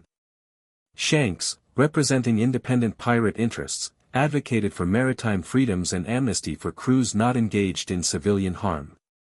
His diplomatic skill surprised many who knew him only by reputation as a fearsome emperor. When Luffy's turn came, many expected impulsive demands or simplistic statements. Instead, guided by preparation with Hancock and Robin, he presented a vision striking in both its clarity and unexpectedness. "I don't want to rule anything," he began straightforwardly. "Never did. What I want, what everyone should have, is the freedom to choose their own path without someone else controlling their destiny." He outlined principles rather than specific demands: self-determination for all peoples, transparency in governance, protection for the vulnerable, and perhaps most surprisingly, a proposal for cooperative rather than competitive power structures. The old way was about who controlled what, he explained. Maybe the new way could be about how we work together when we need to, and leave each other alone when we don't. The simplicity of this philosophy belied its revolutionary implications. Rather than replacing the world government's authority with his own, as many had anticipated the new Pirate King might attempt, Luffy essentially proposed dismantling concentrated power entirely. "Idealistic," one elder commented dismissively. "Maybe," Luffy acknowledged with his characteristic grin. "But people are tired of being controlled. You can either work with that reality or against it." The negotiations continued for 3 days, moving from broad principles to specific implementation. Throughout, Luffy relied heavily on his advisors, particularly Hancock, whose political experience proved invaluable in translating his vision into practical governance structures. By the summit's conclusion, an unprecedented agreement emerged, not perfect by any measure, but revolutionary in its fundamental reconceptualization of world order. The Marinus Accord established a framework where central authority was dramatically reduced, regional self-governance expanded, and cooperative councils replaced hierarchical control. The world government would continue to exist but in radically transformed form, more coordinator than ruler. Celestial dragons would lose special privileges but retain historical ceremonial roles. Revolutionary forces would transition from rebellion to regional support. Maritime law would be completely redesigned around principles of freedom with responsibility. And perhaps most significantly for Luffy personally, the summit formally recognized him by the title the world had already embraced, Pirate King, though with meaning transformed from Gold, Roger's era. Where the previous king had conquered the Grand Line through power, Luffy had liberated it through truth. As the final documents were signed and the delegations prepared to depart, Luffy found himself approached by unlikely conversation partners, the 5 elders themselves, separated from their security for perhaps the first time in decades. An unexpected outcome, Straw Hat, their leader acknowledged with grudging respect. "When we first placed a bounty on your head years ago, none could have predicted this moment." "I didn't plan it either," Luffy admitted candidly. "Just followed my dream." "There is one matter we feel compelled to address," another elder continued, his tone shifting to something almost reverent. "Concerning you and the Snake Princess." Hancock moved protectively closer to Luffy, suspicion evident in her posture. "What about us?" The elders exchanged glances before the eldest spoke. "There is a prophecy, documented in texts predating even the Void Century. It speaks of a union between the free spirit who inherits the ancient will and the proud ruler whose heart melts only for him. This union, the prophecy claims, would break chains centuries forged and restore balance long lost." Silence followed this revelation as Luffy and Hancock absorbed its implications. Their relationship, personal, private, built on genuine connection, suddenly reframed as cosmic destiny. "You believe this prophecy refers to us," Hancock stated rather than asked. "The evidence appears compelling," the elder acknowledged. "Particularly in light of recent events." Luffy's expression shifted from surprise to something resembling annoyance. "So what? You're saying we were always going to end up together because some ancient writing said so? That we never had a choice? The unexpected philosophical depth of his question momentarily startled even the elders. Before they could respond, Hancock interjected. Prophecies don't create reality, she stated firmly. They merely predict possibilities. Whatever ancient texts may say, our choices were our own. Luffy nodded emphatically. Exactly. I didn't fall for Hancock because of destiny or whatever. I fell for her because she's amazing and strong and beautiful and helps me be better. The simple, heartfelt declaration brought rare color to Hancock's cheeks despite their formal surroundings. The elders observed this genuine interaction with expressions suggesting re-evaluation of previously held assumptions. Perhaps that is precisely why the prophecy identified you, the youngest elder suggested thoughtfully. Not because you were destined to fulfill it, but because you were capable of choosing each other despite all reasons not to. With formal bows indicating the conversation's conclusion, the elders withdrew, leaving Luffy and Hancock contemplating this unexpected perspective on their relationship. Do you believe in prophecies? Luffy asked once they were alone. Hancock considered the question seriously. I believe in patterns throughout history. Some connections seem too meaningful for coincidence alone. But I also believe in choice, that destiny guides rather than controls. Good, Luffy grinned, taking her hand. Because I'd hate thinking I only love you because some ancient writing said I would. The casual use of love, a word he employed rarely and therefore with particular significance, warmed her more deeply than any prophetic validation could have. As they departed Marinus, returning to their waiting fleet and the future they would help shape, news spread rapidly across the world. The Marinus Accord represented the most significant restructuring of global power in 8 centuries. Former enemies cautiously transitioned toward cooperation. Peoples long oppressed began building self-governance. And at the center of this transformation stood the unlikely couple who had catalyzed it all, the straightforward rubber man who had simply followed his dream of freedom, and the proud warrior queen who had found in him a partnership worth opening her guarded heart. 1 month after the Marinus summit, a different kind of gathering took place on Amazon Lily. Unlike the formal diplomatic proceedings, this celebration combined traditions from across the world, Kuja rituals alongside East Blue customs, pirate ceremonies intermingled with ancient royal protocols. The island itself had transformed in the preceding years. Once isolated and exclusively female, Amazon Lily had gradually opened limited diplomatic and trade relations while maintaining its core cultural identity. Now it served as unofficial headquarters for the new world order emerging from the Marinus Accord, neutral territory where representatives from all factions could meet without historical baggage. In the island's central plaza, before gathered allies from every corner of the world, Boa Hancock and Monkey D. Luffy stood together beneath an archway woven from flowers native to both Amazon Lily and Luffy's home village. Elder Nyan presided over the ceremony, a unique combination of traditional Kuja partnership rites and symbolic coronation. Behind the couple stood their closest friends, the Straw Hat crew alongside Hancock's sisters and most trusted warriors. Today we witness not merely the union of 2 individuals, Elder Nyan announced to the assembled crowd, but the formal recognition of a partnership that has already changed the world. The ceremony that followed reflected the unique nature of their relationship, equal parts personal commitment and public responsibility. They exchanged vows not of obedience or possession but of mutual support, respect, and freedom within unity. When Elder Nyan placed the ceremonial crowns upon their heads, his crafted from interwoven straw reinforced with the strongest known metals, hers formed from serpentine gold set with pearls from Amazon Lily's waters, the symbolism was unmistakable. The pirate king and his queen stood crowned not through conquest but through choice, theirs and that of the world that had recognized their leadership. I present to you, Elder Nyan proclaimed, Monkey D. Luffy, king of the pirates, and Boa Hancock, queen of the pirates and empress of Amazon Lily. The celebration that followed lasted for days, becoming legend in itself. Former enemies danced alongside longtime allies. Revolutionary commanders shared drinks with reformed Navy officers. Straw Hat Grand Fleet captains exchanged stories with Kuja warriors. During a rare quiet moment amid the festivities, Luffy and Hancock escaped to the Kuja Palace balcony overlooking both the celebration below and the ocean beyond. There, away from public eyes, they could simply be themselves rather than the symbols they had become. Happy?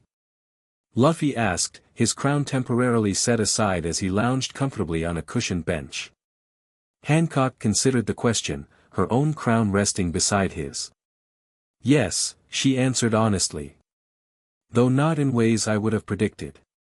How so? When we first met, she explained, I imagined happiness would come from you returning my affection, simple as that. I never considered everything that would follow, or how we would both change. Luffy nodded thoughtfully. I never thought about finding someone at all. Was too focused on adventure and becoming Pirate King. And now you're both Pirate King and married, she observed with a small smile. Disappointed? His laugh was immediate and genuine. Are you kidding? It's better than I imagined.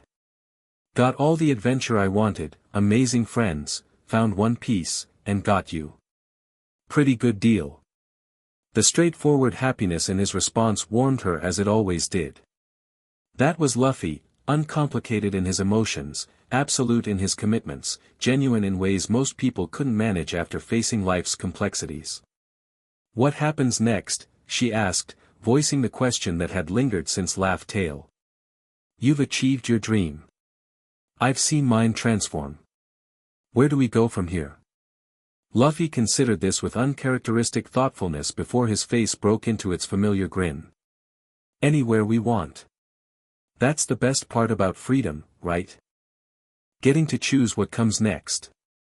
And what would you choose? She pressed gently. He moved closer, taking her hand with casual intimacy that had developed naturally between them. More adventures. New islands. Helping our friends when they need it. Making sure this new world actually works better than the old one. His fingers intertwined with hers. But mostly just being together while we do all that. Being king and queen doesn't mean much if we're not enjoying it. The simplicity and wisdom of his perspective struck her anew. For all his growth and the responsibility he now carried, Luffy remained fundamentally unchanged in his core values, freedom, friendship, and genuine experience valued above power or status. I think I can agree to those terms, she replied with soft humor. Below, the celebration continued, vibrant testament to the new era they had helped create. Beyond the island's shores, the world adjusted to transformed realities, people everywhere navigating possibilities that hadn't existed weeks earlier. And here on this balcony stood the catalyst for that transformation, not the prophesized figures of ancient texts or the strategic leaders of political calculation, but simply a man and woman who had found in each other something worth fighting for, something that had incidentally changed everything else along the way.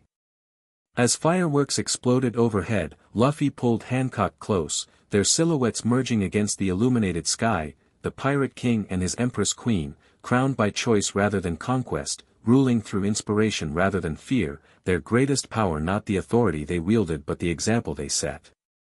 Together they had found One Piece, but more importantly, they had found each other, and in doing so, reshaped the world in ways neither had imagined possible when their paths first crossed on an isolated island of warrior women years before.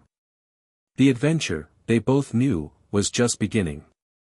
The end. Thank you for watching this video. Please be sure to subscribe to our channel and like this video.